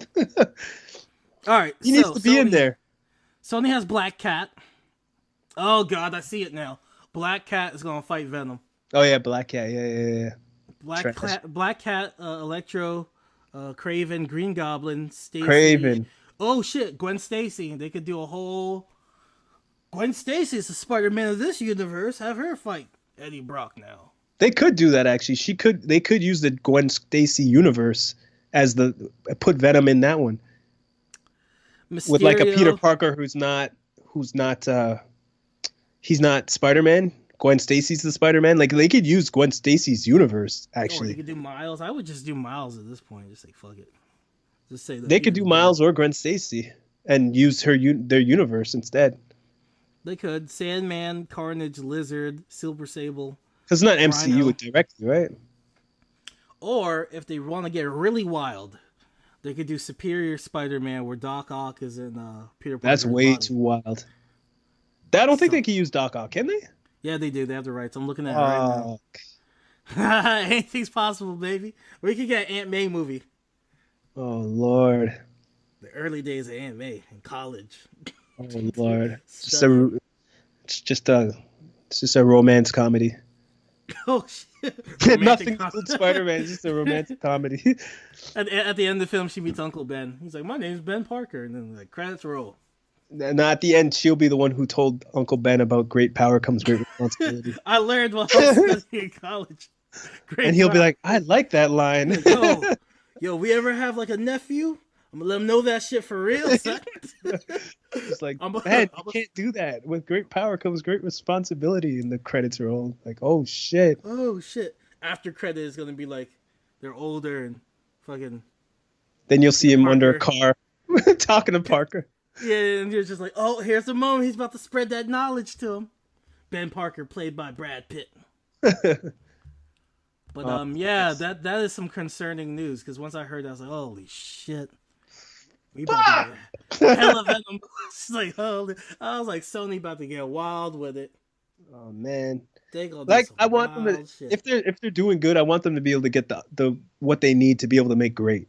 That's all I ask. Like if you're gonna have these properties, Marvel, stop being stush. Give them the opportunity and the mix and match, so that you guys can actually give us the consumers to play nice, good though, products. Man. Yeah, well, they gotta start playing nice, man, because they were kind of forced to play nice because the last Amazing Spider-Man did so terrible. But now they got to get some money. They got Into the Spider-Verse, which is going to be excellent. And now, even though Venom was critically panned financially, they're doing great. They're about to hit $1 billion. They gotta just make the Spider-Man game into a movie. How about that? Just do that. Nah, it makes that could be part sense. 3, man. That was sick. Too much sense. They're like, nah, we about to get wild with it. Superior Spider-Man, so we're gonna introduce Doc Ock. He's gonna take over Peter Parker's body. That'll be a mess. They're gonna be like, it's not a young Peter Parker. He's gonna be 45. This is wild shit. So, yeah, whatever wild ideas he could think of, Sony's probably gonna do that. Man, it's depressing. It is, man. They're just taking my fucking I had favorite characters I went to high school running them like, through the mud. He's like, I didn't mind Venom. He's like, where'd the Venom symbol go though? I was just like, just get the fuck out of this channel. They fooled people, man. They fucking hustled people because people thought that was part of the MCU. Yeah, they're like, is he gonna meet Spider-Man next film? I'm like, never. I was like, he's never gonna meet Spider-Man. Hopefully they do something like they actually let the Spider-Man character be in the Venom movie for a little bit or something. We will see, man. Holy. All right, moving on. Yeah, let's move on. Our rant. So there's a new Ghost in the Shell anime coming to Netflix. For real, eh? Is it gonna be a cartoon? Yeah, it's gonna be anime, so it's cartoon. So it's coming out in 2020. All right. The anime that originally came out still looks pretty damn good, so I don't see a point to them. Still holding up. Looks beautiful though. This picture they have of her looks fucking great. What they've shown looks alright. It's just I'm real skeptical with Netflix lately. I feel like they just throw money at projects. Definitely. And their metric system that gauges like how many viewers are watching something, I feel like it's not that it's incomplete. I just feel like the way they're collecting their data is archaic, and they could update that the way that they collect data, because they're basically saying that nobody watched Daredevil, and that was not the case. They should have at least gave it like 6 months, not a month and a half. Yeah, because it was one of those things. It came out, and people were like, all right, I'll get to it when I'm ready. That's how people are with Netflix, because you dump everything all at once. It's not. Yeah, and it's on our phones. To watch anything. Exactly. So if we take away the urgency to watch something, yeah, it's gonna sit around. So that is on you. Ghost in the Shell, though, I'm not too hyped to see this. I could go back and watch the original. I'm the same way. Now there's a live action Cowboy Bebop that Netflix is working on. I never got to get into Cowboy Bebop, so I guess that'll be interesting. Like, is this a condensed like version of the original? Like, you know what I mean? Like how Dragon Ball Z had a remake with Super and stuff like that. How they condensed down episodes, cut them down. Like that would be cool if they did that. But this never seemed like it was that type of a movie to say it needs condensing or prettying up or anything. It still looks phenomenal to this day. I don't see the point of this, man. I really don't see the point of this. You could go back and watch the old cartoon. It still looks great. Well, they want to modernize it for a new audience. I wonder how much money they're putting into this one. I don't know. Netflix is just tossing money at things, so we will see. So they're doing Neon Genius, a bunch of other things, Cowboy Bebop series. Okay, so I guess they're looking at the Pacific Rim. Okay. I guess they're looking at the numbers and they're like, people are watching anime, so let's put money into animes. Netflix is just like, yo, man, I got a friend, he got an idea, and they're just like, fuck it, give him money. I feel like they want to compete. I feel like they're the king of the hill right now, and they want to compete with too many different things. Like they want to compete with HBO and the comedy from HBO. They want to compete with Crunchyroll with the anime stuff. They want to compete with, you know what I mean? They're doing so much different things. They're spreading themselves too thin. And when doing that in business, if it's not successful things that you're hitting the mark with, you're bound to flop like Telltale. You know what I mean? So that is a great correlation you've made, sir. Yeah. So it's kind of scary because we're the investors in Netflix. We should at least be able to get a vote. Like, yo, do you want us to cancel the show or no? And we should be able to say like, yes, cancel it. Sucks. You know what I mean? Like, if we're the investors, like, they got rid of their rating they don't do system. commercials. And I feel like they should have kept the rating system where people could be like, hey, this show's great, and they could base their cancellations based off of like a rating scale. Like, oh, all these people gave this. But then you have jackass nerds that would like troll and like purposely try to get stuff canceled. So yeah, I don't know. I don't know how to do it, but shit, they need to. This generation's so fucked. Man. Evolve it, assholes. Yeah, because I wish there was a way to be like, oh, this show's about to get canceled. Do you want to vote for what's going to get canceled and what's not? You know, and then I could just do a quick like, yeah, get Orange is the New Black. That's done. I'm done with that show. You could cancel that. You know what I mean? Like every month, like answer these quick 10 questions, and it's like, okay, yeah. As an investor, I should get some kind of, you know what I'm saying? Like some kind of say. Nope. They just like, they look at their little metric system and yeah, I don't like that. Gauges the viewership, and they're just like, viewership is down 3% compared to last year, so cancel it.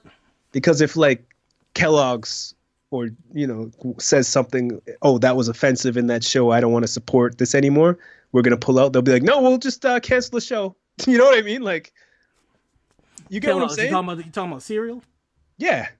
Like for a commercial on regular network television, if so they're like, if the sponsor, like, nah, son. No, if somebody says something, let's say Kellogg's, the commercial is running on a TV show like BET, and then somebody says something offensive on that, they'll be like, oh no, we won't let that guest on it anymore, just so that you guys don't leave as a sponsor of the shows that we have on our channel. Speaking about sponsors, this see what I'm trying to say? Sponsored by Eastwood Productions. Yes. Again, this episode is sponsored by Eastwood Productions. Hit them up. You want beat? You trying to rap? You trying to sing? You trying to get some good music? All right. Hit up Eastwood MP3s at gmail.com. That is ESTWOOD MP3s at gmail.com. That's Eastwood Production. This episode is also sponsored by pineapples. Some people like them on pizzas.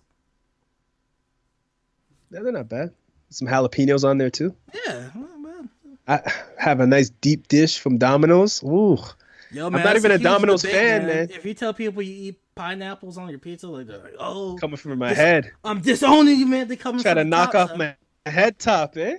Man, y'all out here eating ass and listening to Baby It Snows Outside. You know, Baby Is It Cold Outside, but you mad at me for eating pineapples? I don't even have a shovel in your garage to remove your snow, and you're mad at me eating pineapples? Get the fuck out of here.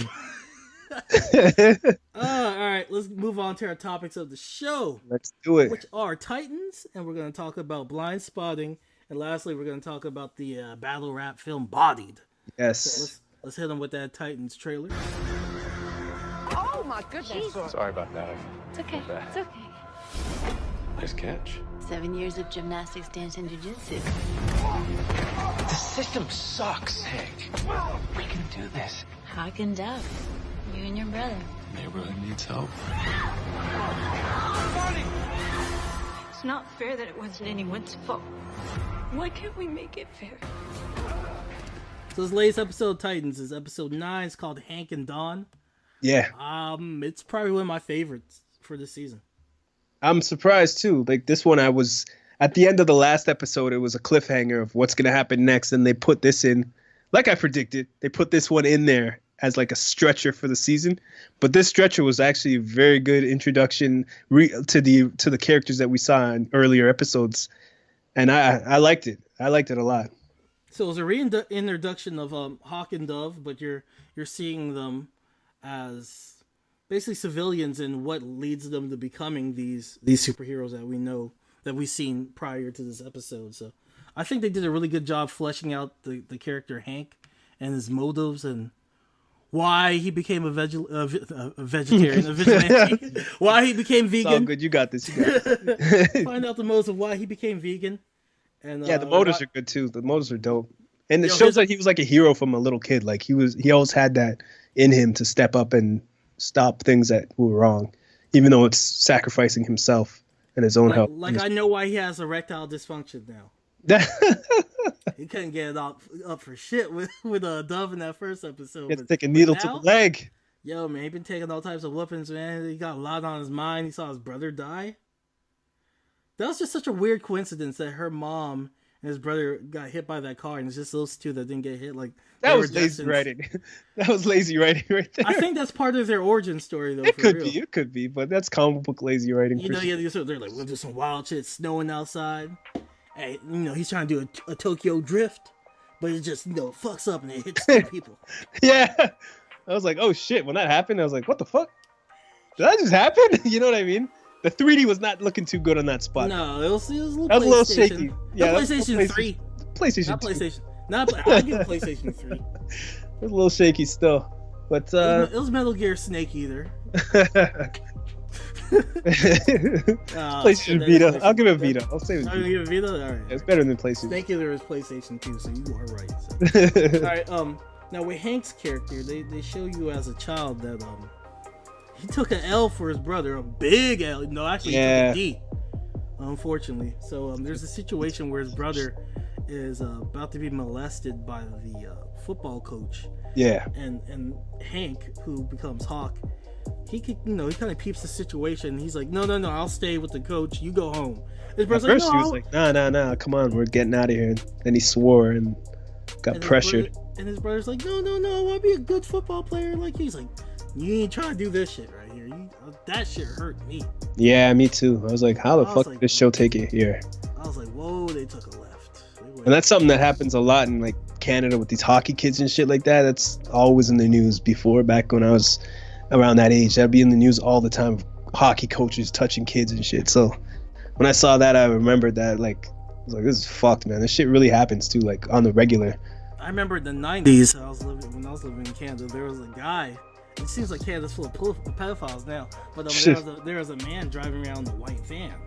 He would like tempt kids to come in there with candy. And I remember I was playing at the playground, and I saw a white van. I got the fuck out of there. Yeah, man, for real. I didn't take no chances. Like, I don't care if it's somebody's soccer mom coming to pick up their kid. Every white van I saw, I was just like, I'm getting the fuck out of there before I get snatched. Now there's vans that come around. Kids. Now there's vans that come around and they're like, hey man, do you want to buy a stereo system off me? I got it in my back, in my trunk. You ever see those guys? No, that's Are you serious? Really rapey. Yeah, man. There's people that fly around and they're like, yeah, man, are you looking for a stereo system? I got a stereo system. It's like, what the fuck? No, get away from me. No, real talk. I actually ran into somebody like that. They're like, yeah, they're like, oh, I was doing installments in this building and I'm trying to get rid of this equipment right here. Yeah. You pay me cash. Someone just tried that to me on Wednesday or Thursday, man. So you're telling me those people are human sex traffickers? I don't know, but that's the first thing that popped in my mind. I'm pumping gas. This guy's like, hey man, come here. I got this stereo in my trunk. You want to come check it out? And I'm like, as you're get ready the to fuck check away out, from me. somebody hits you with the chloroform. Yeah, man. Yo, man, they about got me then. I thought about it. Fuck all that shit. I Take my lungs. I wake up in a fucking shitty ass motel with roaches and ice on me. Fuck that shit. The homeboy was selling a sound bar for like $50. I was like, It's all some bullshit. I was like, it's better than Black Friday. Yeah, like, right. It's White Friday because this guy's white. Nope. Nope. Take your intestines and shit, man. Fuck that. Now, with the character Dawn, her story's kind of whack. She's like I'm a ballerina, but I also know martial arts. I was like, that's a different combination, but all right. Yeah, she knows jujitsu and ballerina. Yeah, that was different. Fine though. That's played by Minka Kelly. Yeah, she needed a little bit more depth in her character. So that dude from this is a little fun fact. That guy from Grey's Anatomy, that super like pro black dude. What's his name? Oh, from that video game. From Detroit. Yeah. I know who you're talking about. So he got in trouble because he's Mr. So pro black, blah blah blah. So he left his black wife for her. And at first I was just like, man, you falling off the cause, son. You ain't she kind of bad though. I'm not gonna lie. And I was like, I feel you, bro. Yeah, bro. I saw her. I was watching this. I was like, bad. Hey, maybe she's down with the cause too. Yeah. Like shit. Kind of bad I stuff. was like, nah, son, you selling out, man. You're like, what's her name? Minka who? Let me Google her. I was like, okay, never mind. Your eyes got googly. Like, I was like, maybe Black lives do matter to her. I was like, shit. But back to the Titans. Yeah, her story needed more fleshing out. They fleshed out Hank's story well. Absolutely. But I feel like he's gonna die or something later because they fleshed his story out so well. I think it's the opposite.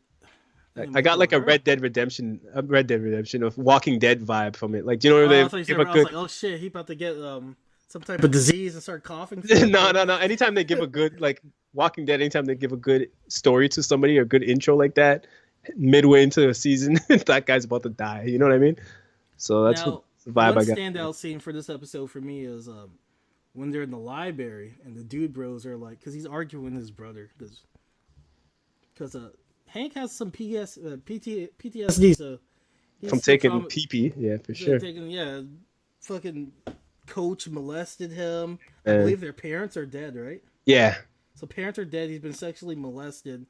It seems like he's not doing that well in football, which he has a scholarship for. So the guy's stressed out, and his brother's just bitching at him, and they're just having this argument. And some dude bros come in. They're like, shut the fuck up! It's a library. Which, in fact, it is a library. They should shut up. But they received the ass whooping. Yeah, they mopped the floor with those guys, man. I was like, what the fuck? I was like, they are about to get sued, and that's exactly what happened. Yeah. They're like, yeah, they want to press charges. I was like, you can't be punching the white guys in khakis. You're gonna get sued. No, they fucked those guys up, man. They didn't even hesitate.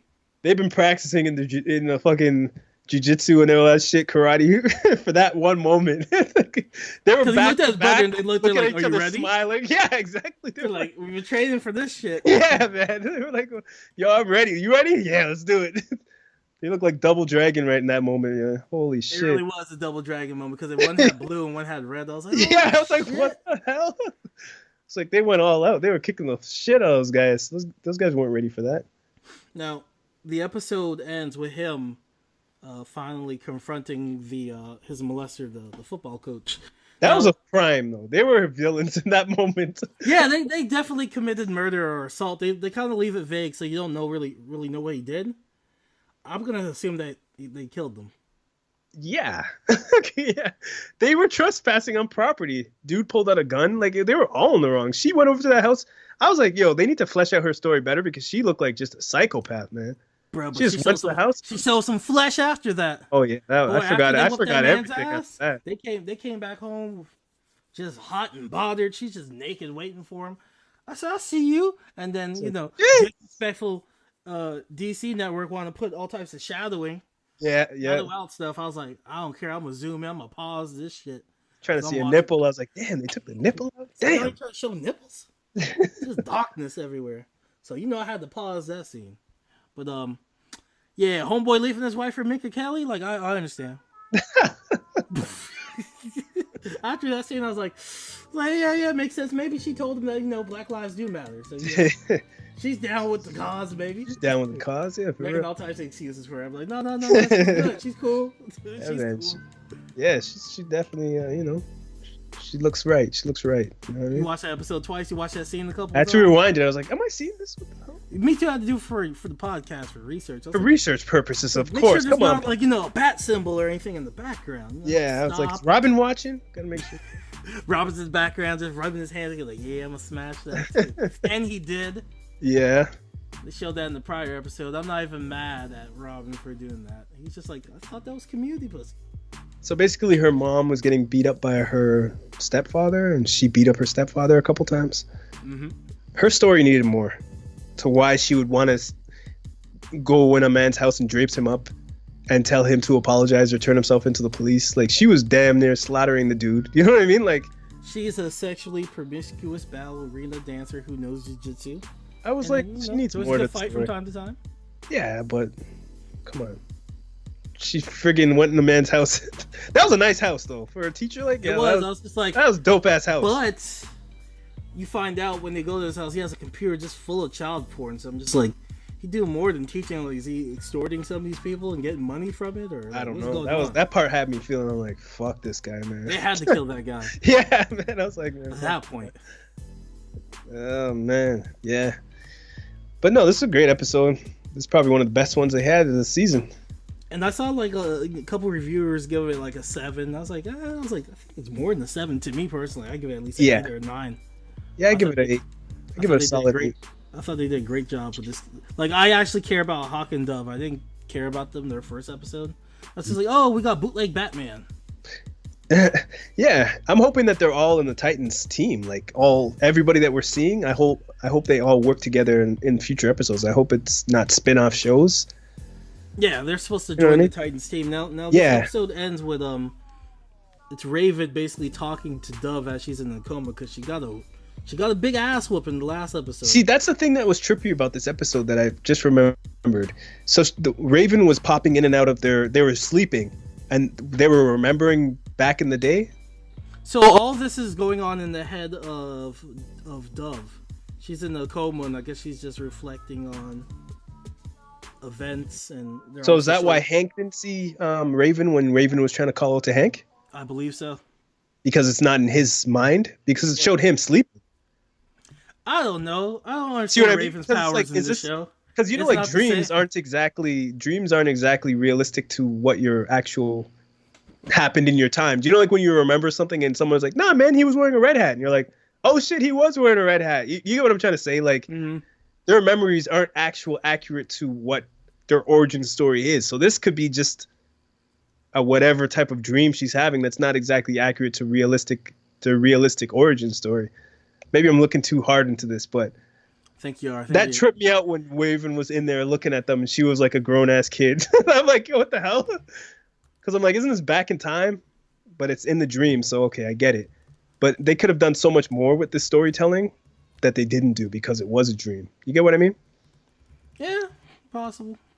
They could have jumped. Yeah, I wasn't sure if it's a dream or I don't know. Because they would have been a lot younger if it was back in 1999. Nah, man, they had hard lives, man. They just the Highlanders, like what the fuck? Just like, damn, dude, you look 30. I know, man. I'm a teenager, man.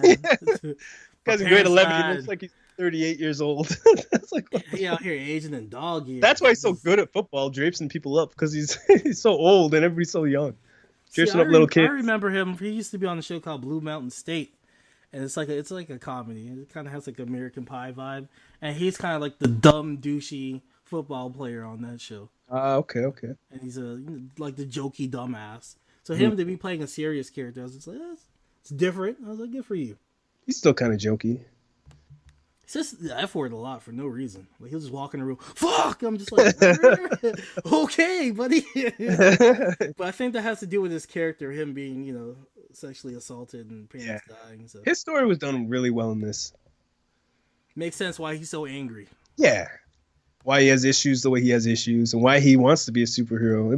It was good. It's really good. And why he has erectile dysfunction. It's a damn teacher's fault. So I guess Dawn's okay. Seems like she woke up in the hospital. All right. Woke up. It looked like she woke up and went back to sleep. So she wakes up at the end of the episode. She wakes up and says, "Go see Jason Todd." And I'm kind of like, "You try to see that scary motherfucker? You might leave him alone." I did like the way they're like, "Who the hell's Jason Todd?" Because they know Robin. They're just like, "Who?" They probably got Google search and like, "Jason? Does he have a MySpace?" My thing is, I don't really know who he is when he done greased it. Like she didn't. He was wearing the Robin costume when he greased her. Like, you know what I mean? No, Dick Grayson greased her, not Jason. Oh, my bad. Okay, yeah, that's true. That's true. So look at you, you're slipping. Yeah, so Jason Todd's gonna be the one to go and get them. Okay. Yeah, because it makes sense. They don't know Jason. They know Dick. Okay. I heard it wrong. I fucked that part. Them saying go see Jason. They're like, "What the fuck is a Jason Todd?" Oh, okay. I was thinking Robin. I'm like, what? They already knew Robin. Like, yo, he got an Instagram page? No. I'm gonna stick with MySpace. MySpace still popping in the DC universe. Their universe, Tom's still at it. So I wonder if if Raven's healing powers transferred through to her to be able to wake her up, right? So is she healing now? I don't know what she's doing. Because her powers are so confusing. A deer came back to life, and last time we saw her, she was getting choked out by Starfire. But she can like psychically shoot over her health powers to heal this woman. I don't know. That part was messy. I was like, what is going on? I believe in the comics that's like White Raven, where she has like the white cloak, where she's not basically pulling her energy from Lord Trigon. She's getting it from like a. I don't know the backstory, but it's like healing powers. That part was confusing to me, man. So I don't understand Raven's powers in this show. I don't understand Lord Trigon in this show. If he's a demon, is he a cult leader that has demon powers? And how did she know who Jason Todd? How did she know? We got to figure out how she knew to tell them to get Jason Todd. And why did she say these events are occurring? This could be after Raven got choked out. Maybe something happens. That's what I figure it is. It's after Raven got choked out. Yeah, and maybe in that episode they're like, "Yo, we need to get Jason." I wonder if they're gonna leave the episode with him like, "Yo, I gotta go on this mission to fight the Joker." His ass gets killed. Probably the speed that they're moving at right now. He's probably gonna have the Nightwing costume. Not him, but the original Rob gonna have the Nightwing costume by the end of the next episode. So he might get the call from Bruce that Jason Todd got killed, and he'd be like, "Man, fuck you, man." Yeah, exactly. You got him killed. Yeah, and that'll be good motivation. Yeah, that'll be good motivation to put him over and say, "Fuck you, Batman. Fuck the Robin shit." Now, if they are doing the Jason Todd thing since that actor playing Jason Todd. He's in a picture wearing the hoodie, wearing the Red Hood costume. So I believe if they do that, which they are doing, to me, I would do a time jump, like a year at least, like keep him dead for a year, and have come back in the next season. You know what I mean? Later in the season. How many episodes is this thing? Are we in 9? 12. Got 12 episodes. Yep, and then after that finishes, we're gonna have the Young Justice cartoon to start watching. Nice. Looks dope. Yeah, that looks dope. Like intro and everything, like no question. You know what I mean? But this show was a little shaky. It's now starting. It's kind of like it was drunk and then went to the bathroom and peed. The trailers were shaky. Came back out and it's good now. Yeah, it stepped up. It's a pretty good show. But yeah, this episode was solid. I give it an 8. Casey gives it an 8. 8. Yeah, I give it an 8. Yeah. Check it out. Yeah, it was solid, man. Moving on. Blindspotting. Directed by Carlos Lopez Estrada, starring Rafael Calza and this is the writers, Rafael Calza, and written by David Diggs, who I know from Blackish. Plays Rainbow's brother. And he was also on Sesame Street a couple times. So let me drop that trailer real quick. What is this? Hey, I would like to get out. Look at this. I'm better one in the glove, though. Yeah. I ain't trying to go back to jail. $200 let me out. Not Colin's gun. Very nice. Oh, I just got an Uber pickup. You got it. Is this an Uber? Hell yeah. Tell him, slow down. No, you can't catch me. I'm on too fast on the gas. Don't chase me. Put him up like this, you got. I'm a tough guy. 3 a.m. Do me a favor. I got 3 days left on this probation. When you got that gun on you, just don't tell me about it. Plausible deniability. Oh, do you mean this gun? Get out. Good night, Colin. Yo, bro. Stop!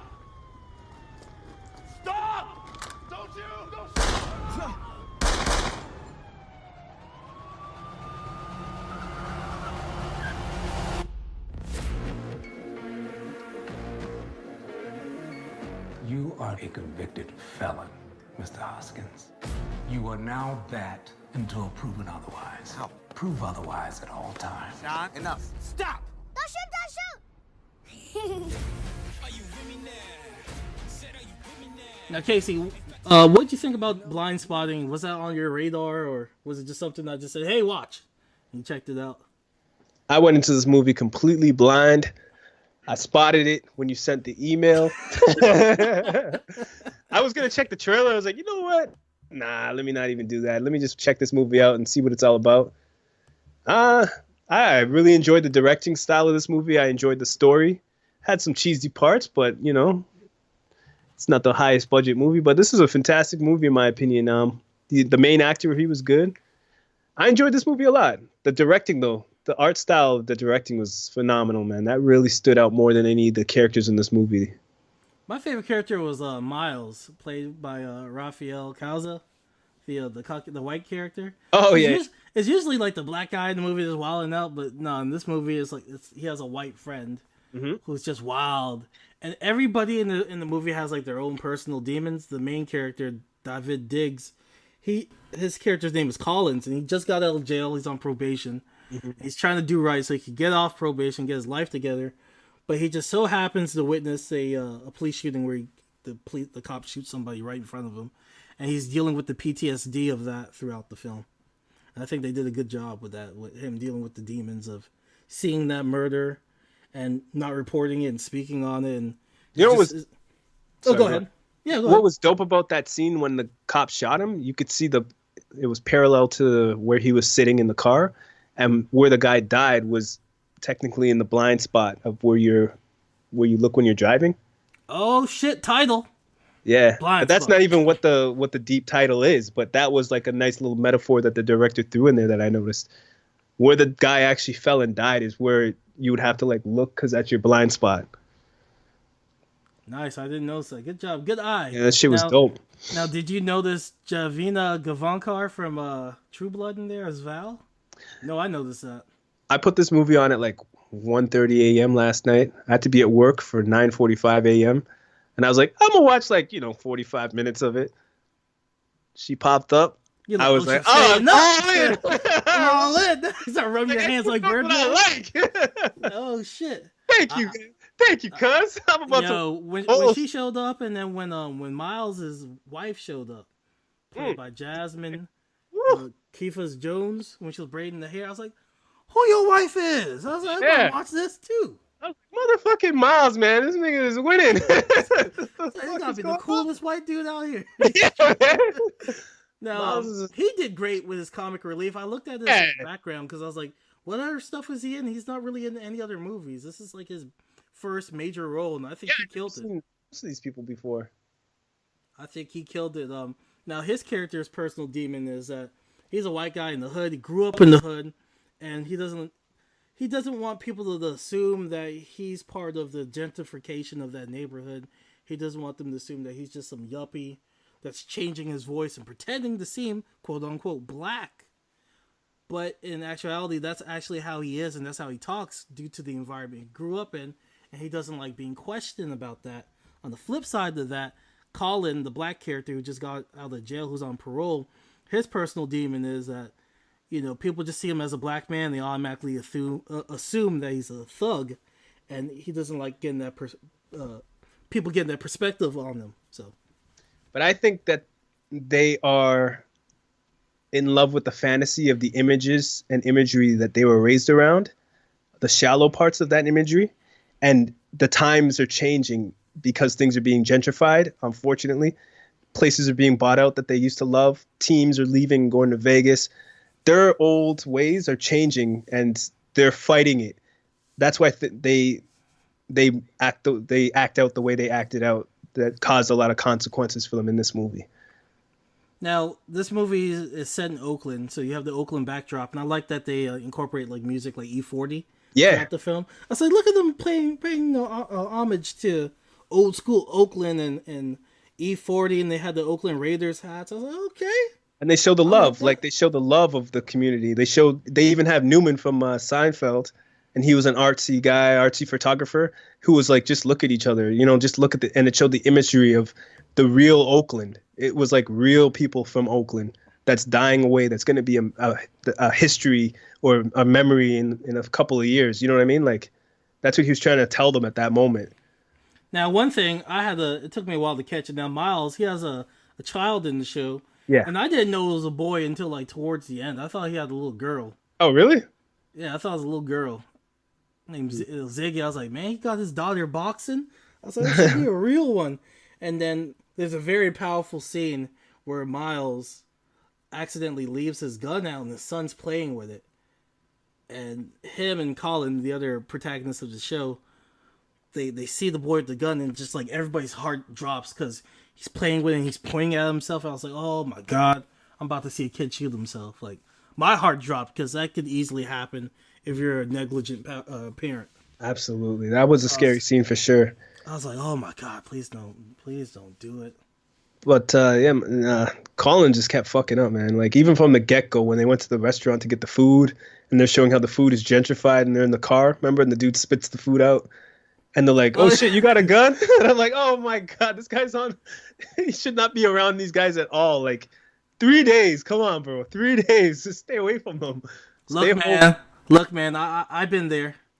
Yeah, I know, but I felt so bad for him. Let me tell my probation story. He was like, can I get out of the back seat? And there's no back seats. He was locked in a 2-door car. So I was like, oh, fuck. And they're like, oh, you got more guns? They pulled out like 6 guns. And he's like, how the fuck do you guys have 6 guns in one car? Your boy was on probation for speeding, man. They put me on probation for speeding for like 6 months and suspended my license for those 6 months. And they're telling me like, oh, you can't do this, you can't do that. I was like, I can't drive, nigga. What you want me to do? I was like, how do you expect me to go these places when I can't drive? Now, in North Carolina, if you don't have a license, you could drive a scooter. So you'll see some drunk, fucked up, like crackheads riding around with mopeds. That's the North Carolina thing. My probation officer had the audacity to tell me to buy a moped. I was like, man, you better have me out here with these crackheads. Y'all must be really fucked with this snow falling then. No, oh yeah, if you're a crackhead, you are fucked. Yeah, you can't go out there with your moped. Gotta get a toboggan. Yeah, probation's annoying, man. My officer never visited me because I'm just like, I'm not cooking crack. I just speed. Mm-hmm. I just drive fast. So there's no point of you visiting me without a license and be like, hey, you still driving there, buddy? So, but it's just annoying. Yeah, but he couldn't even get back to the spot he had to be at by 11 o'clock on time. Like, come on. Oh man, he was getting there 11:05. I was like, this guy's fucking up. He's not taking this serious at all. Now, the one aspect of the movie I didn't enjoy was like the random rapping. Random rapping. Like he'll be doing something. He's like, oh, let me spit a rhyme. Oh, that seemed more like poetry. That seemed more into the poetry lines of. It didn't even seem like rap. Like the first time he did, I was like, all right, but like the second and third, I was like, the only time that they really they're building up to something. That's why. Yeah. The only time it had the really we can spoil this shit's been out. The only time it really did have a dramatic effect was the climax of the movies where that's why meets the cop that committed that murder, and then he hits him with some rhymes. Now, how'd you feel about the definition of blindspotting and how they used it in the film? And explain that to the listeners, actually. You actually explained that because I wasn't very clear on what she said in that movie in the part. It's not that hard, Casey. God explain it then. So blindspotting is like when you're driving and you can see what's in your actual, like in your vision, but blindspotting is, the thing that's not in your actual vision, is your blind spot. So the idea of blind spotting in this film is basically we all live in like our own personal bubble. We all have our own demons, but we might be blind to what other people's struggles are. What I took from this with blind spotting was you see an image a certain way, but there's another side to it. And once you see that other side, you can never see the other way again. It's hard to see the first way you saw it. Like in the movie, the beginning of the movie, it shows him in the jail, like with the orange on. Jumpsuit looking with the hair looking crazy. He's looking like a madman thug. He's just out of his mind. But then after you see the whole movie, they slowly show you that this is an individual, a person, the life with love, with dreams and goals and ambitions, who's not actually that imagery that people would think he would be from the first thing they showed us. By the end of the movie, they put him back into that imagery where he has the wife beater and the gun pointing at the cop, and he's looking like he would be a criminal, but he's not that at all. He's not. He even in the movie, he's like, "Yo, I'm not a thug at all. I was just doing security work." Like he's like, but he's even caught in that image of himself. The first way he saw himself as that, but he realizes that he's not that at all. He just wants to be a guy who lives, loves, and enjoys life. He needs better friends, man. That's what I got from that. So my thing with the whole blind spotting, my definition was like the picture, like you see the vase, but then if you look hard enough, you could see the two faces. And once you see the two faces, it's hard to see the vase again. You don't see the vase the same way anymore. You see more of it. But now he called that the two-face. I think he called it the vase face because part of the film was his on again off again girlfriend Val. She's studying. Yes, she's she's trying to get her psychology degree, and he will help her come up with acronyms for different terms. And he's like, "All right, let's come up with like different song lyrics, etc., etc." And they showed this image where one might see a vase, one might see two faces, and they referred to that as like the two-faced vase or something like that. Blind Spot, they came up with that terminology when she was speaking of. Basically, like what I said, where you might know what's in front of you in your picture, but you don't know what's going on. You may be blind to what's going on to the other side. Like you're not getting the full picture.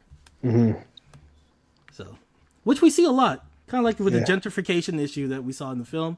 A lot of the white people in the film don't know of the black struggle, and they may be blind to it. It's not.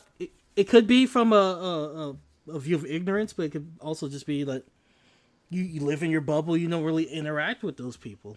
Yeah, or even the black guy at the party who thought the white boy was just a gentrified person trying to move in on his culture, but he didn't know. Example. Yeah, he didn't know dude was actually born and raised in that stuff. So that's what all he knows, and he's actually being pushed out of this life that he knows. So it's like he had to go even harder to show, like, yo, this. Which I loved. I love that part. That it was actually the white guy who was about that life, and that he had to stand up for somebody stereotyping him as being some hipster gentrifying the neighborhood. Like, it was very interesting take. That's an interesting perspective to take. It's usually the other way around. So, but yeah, I give this movie a 9 out of 10. I had a great time watching it. Yeah, it was a phenomenal movie, man. This definitely gets a 9 out of 10 from me too. The directing style, the story, even the poetry, the way they slowly built up into it, I thought that was good. The characters, the actors were great in this. Miles, character of the year. Wow. Yeah, he was better than the main actor. The main actor was good. But Miles was stealing the scenes. For this to be like his first like major role, like well done. He's a co-writer of the film. Nice. So yeah, he did pretty well. He actually has another film coming out called Bad Education. So okay, I'm glad that he's getting some roles. Good for him, man. He did a good man, job. That's what's up. Anything else you want to get off your chest? No, I'm just seeing the picture of him, like the actor's actual pictures. It looks funny. It's different. It's weird seeing him. It's kind of like seeing Tommy from Power. Yeah. In real life, you're like, oh shit, you don't look like that. Yeah, it's just hilarious. But when he was doing the sales pitches and stuff in the salon and stuff like that, that was great. The boat, that scene was great. He had some great little scenes he wrote for himself in this. Now, there's a scene where he has a tattoo and he meets this hipster, and the hipster's like, bro, we got the same tattoo, man. Yeah. He's like, fuck, man. Yeah, man, that shit was hilarious. And he has a shirt, like, the irony is he has a shirt that says, like, kill the hipster, save the neighborhood. And, like, the hipsters even catch on to it. They're like, yo, he's a woke hipster. They just thought he was a fellow hipster, but yet woke. Yeah. I don't know. This movie's great. It's very self-aware. Absolutely. This is a phenomenal movie. When did this even come out? Came out 2018? Yeah, it came out earlier this year. Oh, okay. It's getting several awards, and I had a great time. Deserves it, man. It deserves it. It came out July 2018. Okay. Little indie film, but some of these indie films are. This is gonna be in my top 10 list. I'm gonna squeeze it in there somewhere. Yeah, for this year. It's definitely up there. All right, let's talk about a movie that's not up there for me. Nah. Good watch, though. I had some laughs. All right, moving on. Next is our docket for our last film that we watched this week. We have Bodied. We got YouTube Charlemagne the God in the film. producer. He helped produce it. It's also produced by Eminem. It's a story about an unlikely battle rapper, a grad student that becomes a white male battle rapper who basically goes up in the ranks of battle rapping. You get to see his story. A movie called Bodied. Battle rap is a street fight. You got someone right in your face trying to tear you apart. I don't know if I should slap you like a bitch or punch your face like a man. Cause I keep switching from open palm to a fist, like a white boy, shaking your hand. Actual G's, you ain't kill none. So shut the fuck up and chill, son. Just cause you look like Kim Jong-un doesn't mean you're ill, son. Now, how'd you feel about this film? Fell asleep towards the end. Yeah, it was late when I was watching this one. Man. Had some good parts to it. It had some thought-provoking stuff in it that I really liked. It had some cheesy stuff in it that was supposed to be funny that didn't really make me laugh. One of my favorite scenes was the library scene. That was pretty great. Where guys were playing poker in the back and like, bro, would you keep it down? And they're playing poker and shit. And one guy's sleeping. That was good. The main actor was okay. The story was good. It was good to see. They had a lot of real battle rappers in there. It was good to see all them in there. This movie actually came out like 2 years ago at the Toronto Film Festival, International Film Festival, and I saw it was there, but I didn't really give it no time. Then it turned out like Charlemagne, Eminem were backing it, and they were all there, and the movie was getting really good acclaims. You know, it was getting a lot of props out there for what they were doing, and I found it good. It was a cool movie. It's all right. You know, it's not a bad movie. Y'all set the bar low as hell in Canada, man. That shit was ass to me. I give this shit I'm gonna tell y'all my rating. I gave it 4. This movie is like, it could have been on MTV. You know what I mean? Like the level of artistry.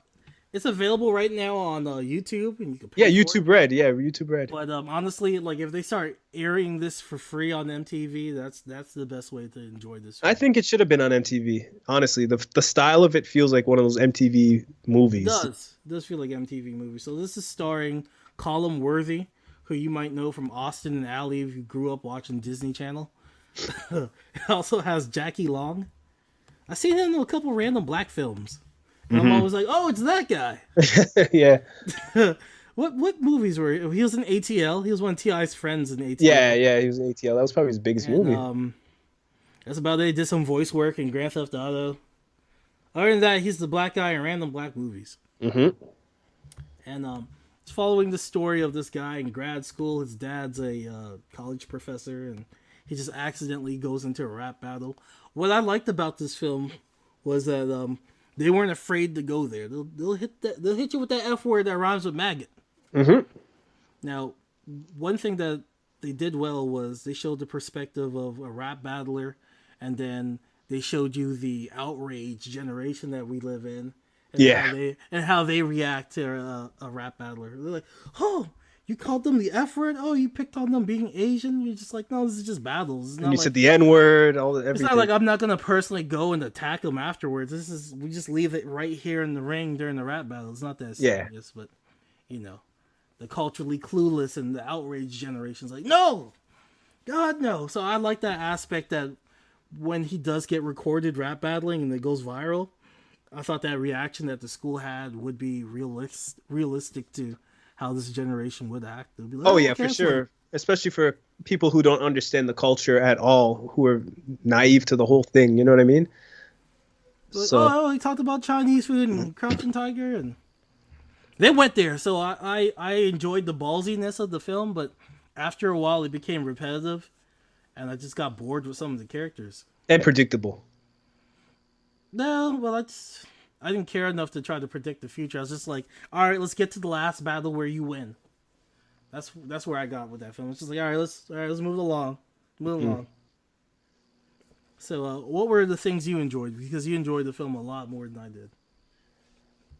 I liked some of the rap battles. The bars are good. Some of them are funny. I like the way it put rap battles, like it showed the dumb part of rap battles, like, oh, I'm Asian, so they make fun of Asians. You know, like, I like the way they flipped that on its head to make it like, yo, you got to evolve the game. You can't just be saying, oh, because a girl is rapping, you got to diss girls. Like, you got to be deeper than that to be able to keep doing this, to evolve it, or else it'll die. I like that they said that in it and that they had that caliber in it. I like the way they showed, like, people, how they go to rap battles, and it's actually hyped up, but it's actually some broke ass basement underneath some restaurant. That was pretty interesting to see because they made it seem like it was such a big deal. You know what I mean? Like, oh, they're going to battle in L.A. and it's some shitty ass place. It had some cool parts. I enjoyed the his girlfriend pissed me off, man. Holy shit. She was annoying. Did he eventually leave her? Because I tell you, I got bored. So did he leave her eventually, or? No, he was like, "Oh, will you marry me?" and shit. And she was like, "No, are you crazy?" And I'm like, "What the fuck's wrong with this guy? Like, why is he asking to marry her?" I don't know. He was all right though. His questionable things. Like his character's not the most likable. No, like because a lot of times he I was was like, definitely what the fuck not are you like. doing? Yeah, any information he got, he automatically was thinking some evil shit about it. Whether he was in a rap battle or not, he was getting ammunition on people. And He should have just went there. I just feel like Eminem did it. He ended up going there in the battles, though. He definitely went there in the battles. Like there was a scene. It was setting him up to sleep with a black woman. I was like, all right, go ahead and get into the jungle. All right, do the jungle fever. And he didn't do it. I was like, whack. He like slid around the table. She didn't even move out the way. Homegirl was hitting him with the baby. It's cold outside. Work. Yeah. Like, you sure you want to leave? Warming up his wood under the table, grabbing it and everything. I was like, come on, man. Your girl yelling at you, and she broke up with you. He was technically single. Yeah. But he was coming out of his shell. It was good to see him, like, start off as this timid, dude, and then come out of his shell. But it was like, all right, I see what you're going for. Charlemagne's parts are funny. Charlemagne was funny. A cameo. He makes a cameo. A cameo at the end. Beginning, middle, and end, I think. He has more screen time than he did in Ride Along, so I give him that. Yeah, Disaster is good in the movie. He was like a super gangster battle rapper who would punch people in the face if he's losing, and Loaded Lux was good in it. Blunts, that was a good battle when him and Hollow the Dawn went back and forth against the main characters. Mm-hmm. That was Disaster. You didn't find that part interesting? Tell you, I went to sleep, man. Shit! This shit was fucking boring. That part was interesting. That was cool to see.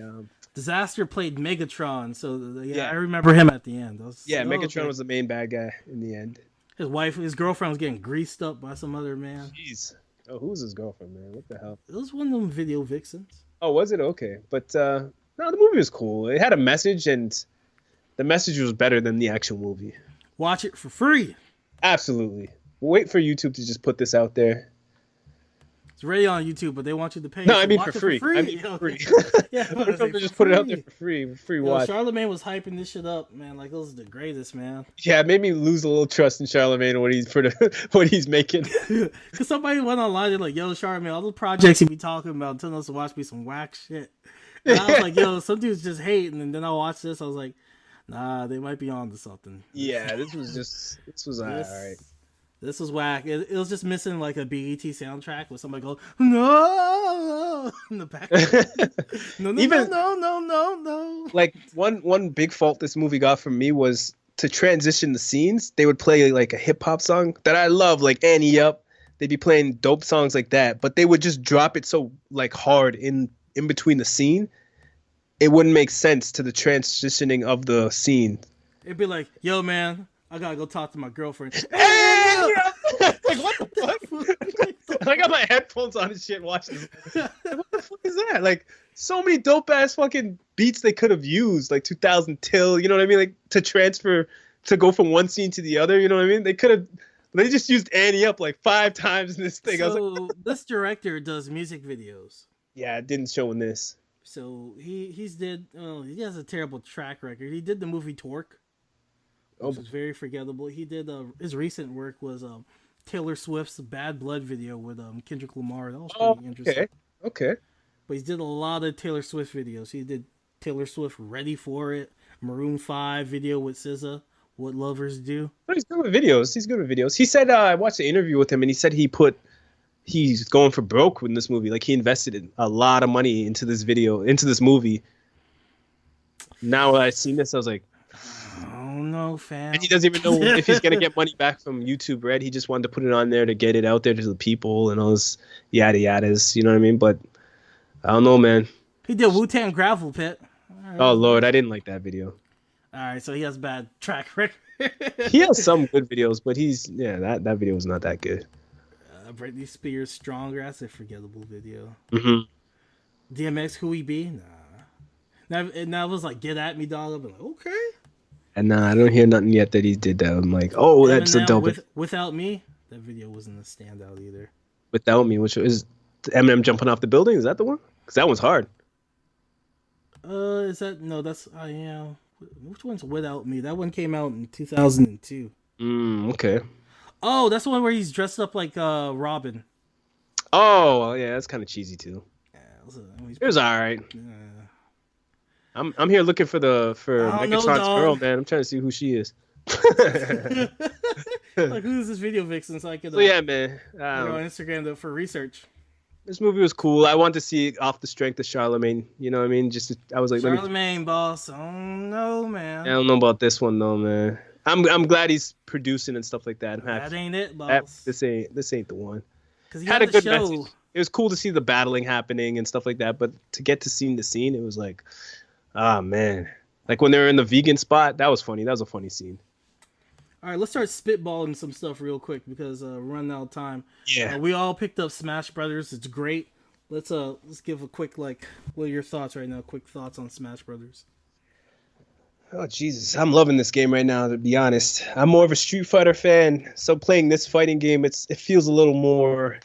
Like, I don't like the jumping. Took a little getting used to, like the air space that you get. But I've gotten used to it, and I've been playing it. I got about 12 characters. I figured out a way it has online showing all kinds of ways to get characters quick. So I've been doing characters yet? Huh? Not yet. But when I get a Street Fighter character, it's over for all the others. But I think I found a main. I think I found my main character that I'm liking right now. I don't like the character, but my main right now is Kirby.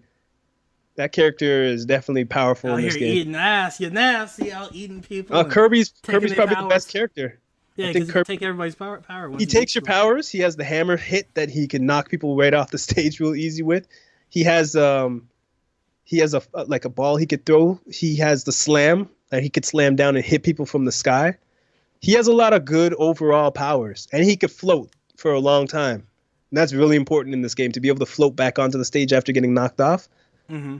So he's a very well-rounded, powerful character that I've been sticking with since I've been playing. I started off with Mario because it only starts off with like 8 characters, but he's kind of whack, man. Like he has the yellow thing that flies out and it reverses like fireballs at him. Yeah, he brings out that's too limited. Cape. And yeah, the cape and the hose is too limited too. Those two things is like a waste of 2 specials. So his Dragon Punch is nice though. But Kirby has a Dragon Punch too, where it's like a sword that comes up and then slams down too. So that's why I'm like, Kirby's probably my recommendation of well-rounded starter character until you start getting up to the 60s and like the 30s, 40s, and 50s amount of characters. I think Kirby's the best character to use. I'm using Link right now until I get Cloud, so I'm just grinding with Link. Okay, why do you like Link? I know his movesets from when I used to play Smash. I also like Star Fox, because Star Fox can kick the shit out of people, and then Star Fox seems cool. He can shoot people from a distance with his gun. But I like Star Fox's. He does a bison shoot forward type of thing. You know what I mean? Like he shoots so quickly.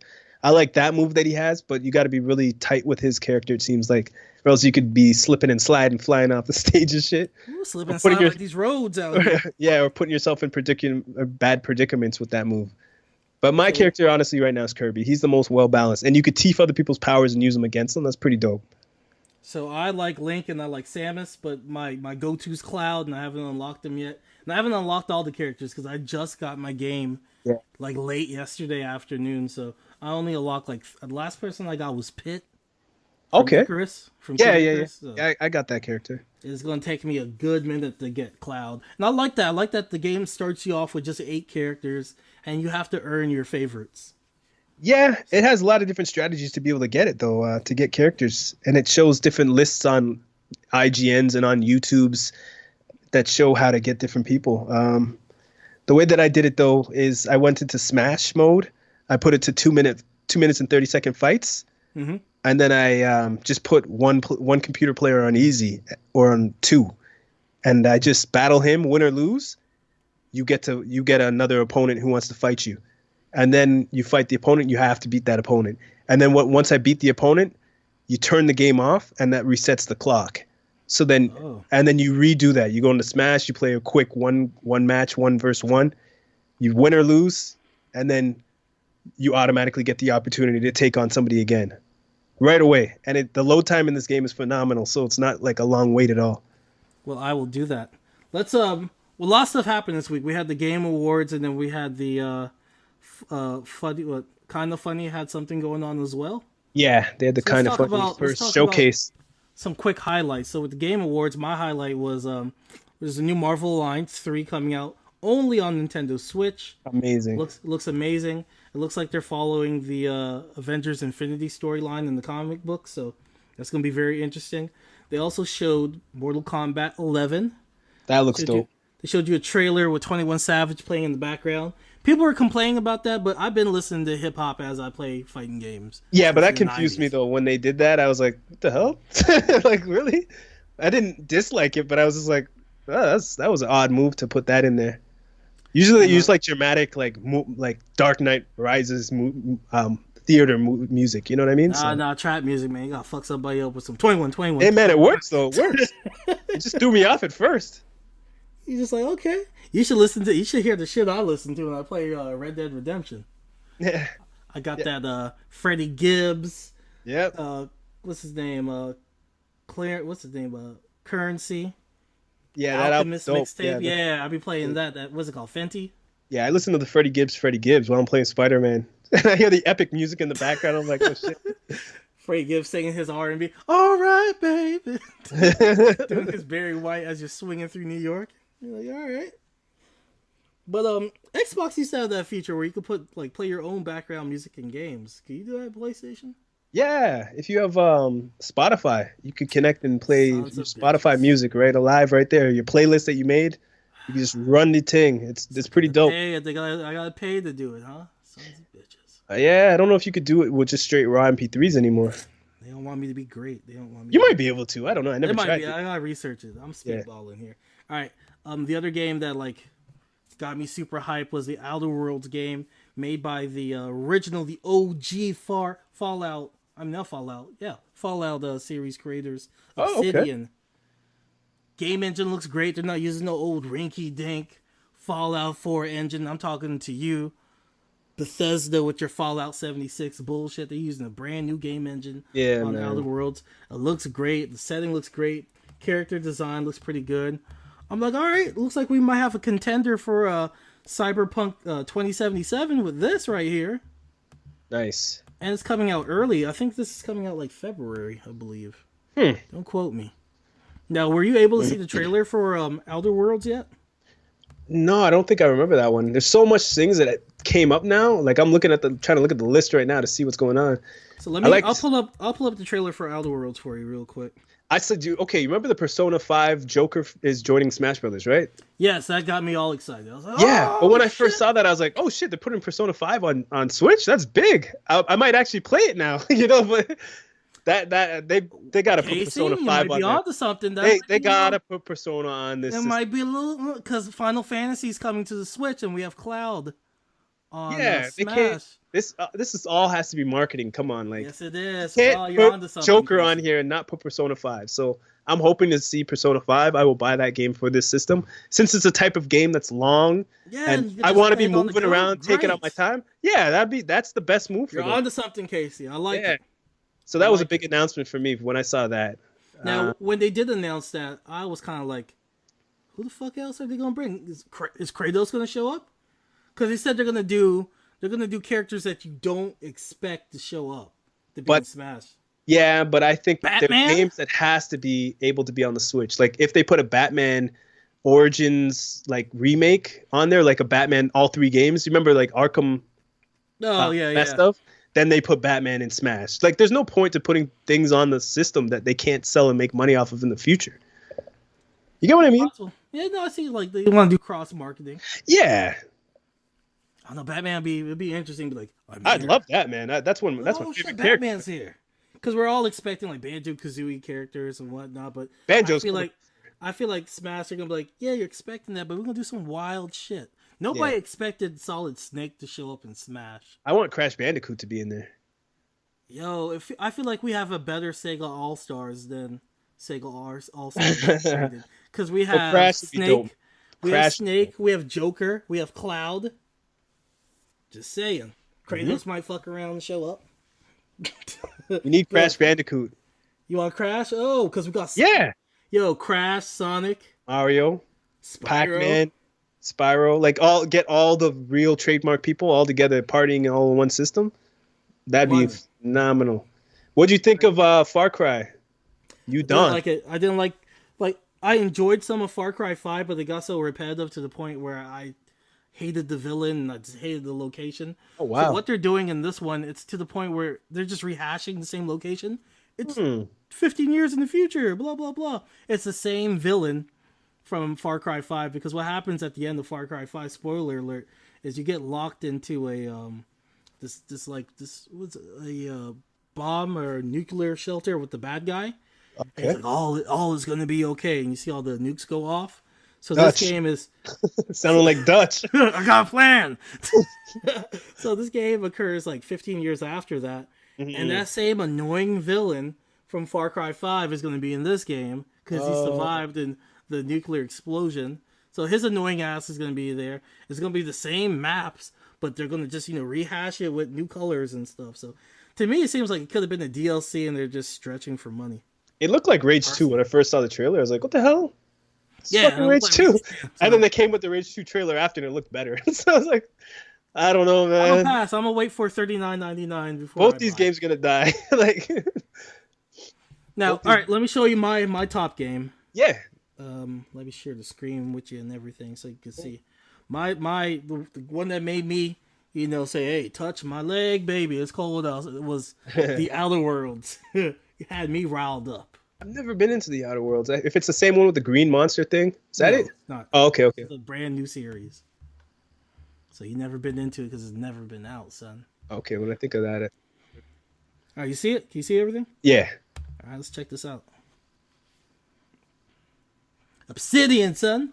Fallout New Vegas, one of my favorite Fallouts. Had a real morality system.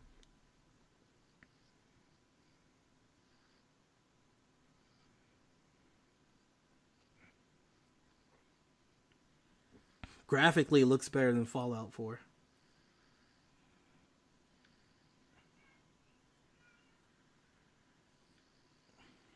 Looks nice.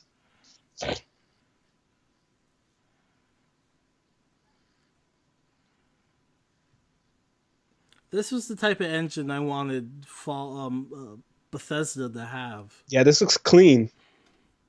But they're like, nah, we hitting you with that same Skyrim engine.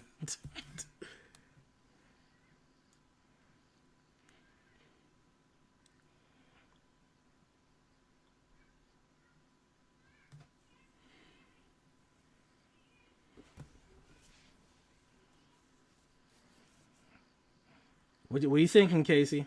It looks good so far. It looks like Fallout, but in a futuristic setting with a better game engine. Yeah. And that's all I ever wanted. That's all we all ever wanted from this game. And they're just like, nah, we're going to keep using the same old engine. From the original creators of Fallout.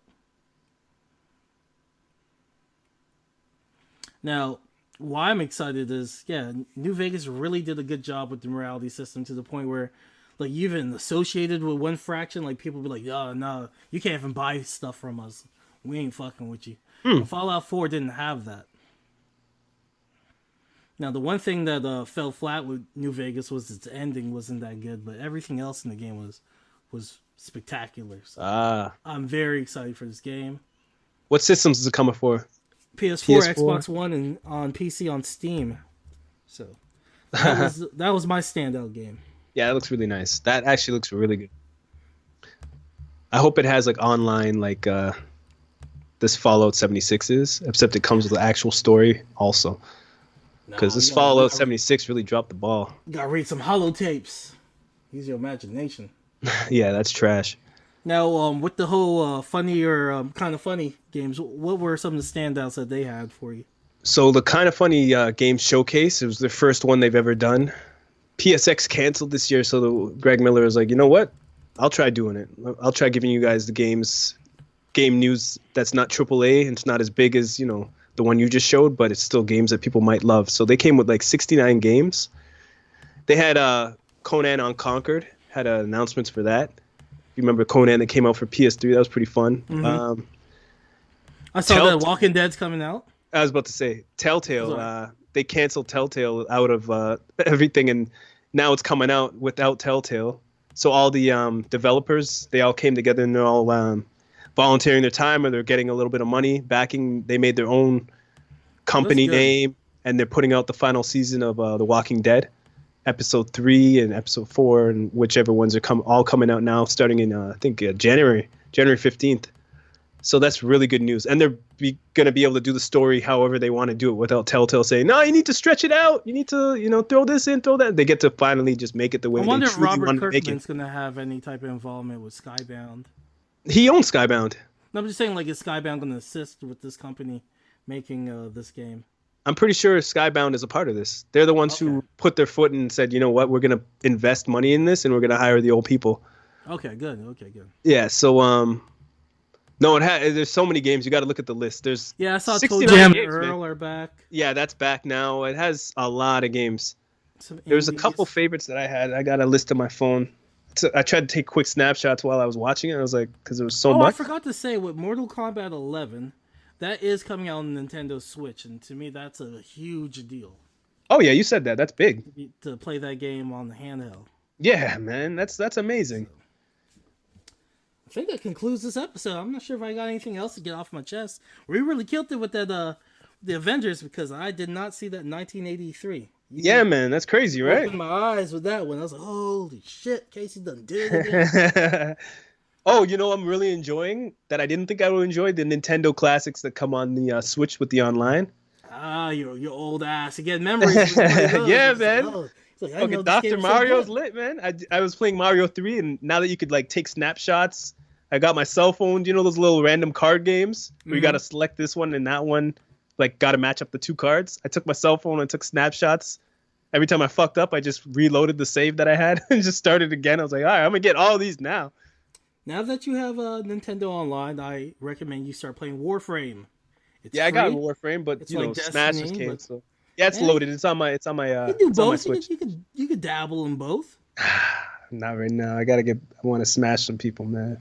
And we should give our Smash codes on IGN so people ID or Nintendo ID. Yeah, we will. We're gonna do a full Smash review next week. We got a lot of movies to review next week.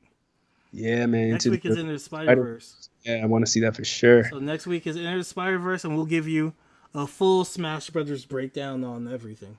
Yeah. Because you'll probably have all the characters by then. We'll see. We will see. You're going right now. You'll have all the characters by then. Got them all. It's not like they're all easy. It gets harder and harder for every character. The next time you fight, even though you restart the whole game over again, the character gets even harder. So from 1 to 10, it was pretty easy, but from 10 to 15, it got super hard. One hit for knocking me out of the map. I was like, what the fuck? Before we close out this episode, there is this one game that kind of, I don't know if I liked it or I didn't like it. It's from the creators of Assassin's Creed. It's called Ancestors: The Humankind Odyssey, and it's your monkeys from Africa, and as the game goes on, you evolve into people. That's interesting, but I was like, ain't that pretty much the same like Monkey Niggas, the video game? I was like, I don't know how I feel about that. I don't know. That's kind of interesting. I was like, oh no, I'm gonna be swinging around, woogity boogity. Like I'm be swinging around one minute, I'm eating fried chicken, the next I was like, just reminded me, my dad didn't want to buy me Donkey Kong Country for Super Nintendo back in the day. He's like, oh, that's how they're making us look, and he's probably the bad guy too. I'm not buying you this. I'm like, damn it! I'm like, come on, Dad. I had to beg my grandmother to buy it for me. He was like, I am not. Enjoy Donkey Kong. I'm like, he's not the bad guy this time. He's good. Got him chasing monkeys and chasing banana peels and ting. What is this shit? I'm like, oh man. Let me show you some of this monkey game because this may have slipped your radar, and I don't know how. So many games came out. Man. I don't know how I feel about this shit, man. When I saw this, I was like, this is interesting, but damn, we monkey niggas. Sneaky racist shit. I was like, I don't know about these monkey niggas. Oh, got a game coming out called Ape Out. Looks pretty good. It's a baby monkey. Apes. Look at this, like, protect your monkey, baby. Oh, Lord. Like, clear this area so it can become a Popeyes in the future. Starbucks. I was like, it's interesting, but I was like, I don't know how I feel about that, man. What is it on? I think it's gonna be coming on all consoles. Graphically, it looks okay. It looks alright. It has an indie look. There's nothing to write home about. Now, if you told me you made a Planet of the Apes game where I get to play as Caesar, I'm sold. But you told me this game is about monkeys evolving into Africans. I don't know how I feel about this yet. Look at them swing. Look at them swing mechanics, man. Peter Parker ain't got shit on this. He got a little afro. I don't know. Looks boring as hell. I don't know about that one, man. Slightly racist too. Nigga monkeys. I mean, ancestors of evolution. Nah, check out Ape Out. That looks good. If you're into the monkey shit. I think I would just stick to Assassin's Creed Origins. I don't think Ape Out is basically an ape in a building. You're on like the 20th floor, and you're trying to get out of the building, I think, and people are trying to shoot you, and you grab the guys, and you're using his hands to shoot other people. It's one of those up top, over top, like Grand Theft Auto games. Kind of like Hotline Miami. I'm watching It's just like Hotline Miami, man. Yeah, and except it's more. It's like Hotline Miami, except it's very fast paced. You throw people out the windows and shit. Hey, looks like a nice Miami cheap download game. You know what I mean? It looks cool. Hotline Miami with monkeys. Yeah, and SWAT team trying to kill you. And every time you go up a level, you go up a floor, and it gets harder and harder. $5, I'll check it out. Yeah, it's a $5 easy little download. That was at the Kind of Funny showcase they had. I'm telling you, they had so many games you couldn't even like take a piss break, or else you'll miss like 10 games. And they were giving away free games and shit. I need to go to that shit, man. How do I get a ticket to go to that? It wasn't a ticket thing. It was just they pre-recorded it and they put it online live for people to see. They didn't want to fuck up. They were too scared they'd mess up. So they're like, this is our first time. We're not doing this shit live. But no, this shit was hard. For their first time, they did a great job. All right, well, we gotta be on their next one sometime, man. we gotta step our game up. We're gonna be yeah. All right, well, my son's screaming in the background. Yeah, man. This concludes this one, man. We killed this episode. Conclude this podcast. He's ready to watch his movies. Daddy, I'm hungry. Yeah. I'm hungry, Dad. I'm sad. He's ready to watch his movies, man. He sure is. So you guys take it easy. Hit us up. Again, let me give y'all our emails. That is the BacchanalSquad@gmail.com. Again, you can contact us on Instagram, Facebook. Search the Bacchanal, which is spelled B-A-C. Isn't it C-C? Yeah. Yes. B-A-C-C-H-A-N-A-L. We have it spelt wrong when the dockets there's an extra H. I was like, where's the extra H? You just messed up. H? I just fixed it. You messed up. It's all good. It's like, no, there was an extra H, boss. I just fixed it. All right, if you say it's B-A-C-H-H-H. All right, sure, buddy. you got a little drunk when you're editing the docket. H, nigga. That's probably that scene in Titans where the Minka Kelly was out there naked. And he's like, oh shit, hit the H button on that one. Hard! Hard, nigga, dick. Dick is hard. H. But yes, that concludes today's Bacchanal podcast. Yeah, man. Thank you. I am your host, Akil, and I'm K2C, KC. I will stay inside because they have not cleared the roads. I'm gonna be safe. If you live in North Carolina, be safe. Don't drive. Don't risk it. It's not, the cookout is not worth it. The Popeyes ain't worth it. Eat what's in your home, and when the road's clear, then you go outside. Yeah, for real, it's not worth it. If you don't have winter tires and snow like that, that's no joke, man. That's not to be keep your ass at home. All seriousness, and in all seriousness, come on, smash, and let me smash that ass. I kill you. Yeah, finished. Don't hide. I saw you hiding yesterday. I saw you hiding online. Well, I saw other people. I saw streets, son. I saw you logging in and logging out. I'm like, is this nigga on or not? A toddler, son. Yeah, excuses already started. Oh boy, the excuses are. I'm tired. The way my schedule set up. When my schedule set up, I gotta squeeze some naps in. Come and get some rounds, man. I'll hit you up, man. I'll hit you up. Yeah, hit me up. This concludes the Bacchanal podcast, so I can play Casey and some Smash. Yeah, all right. Peace, everyone. Peace.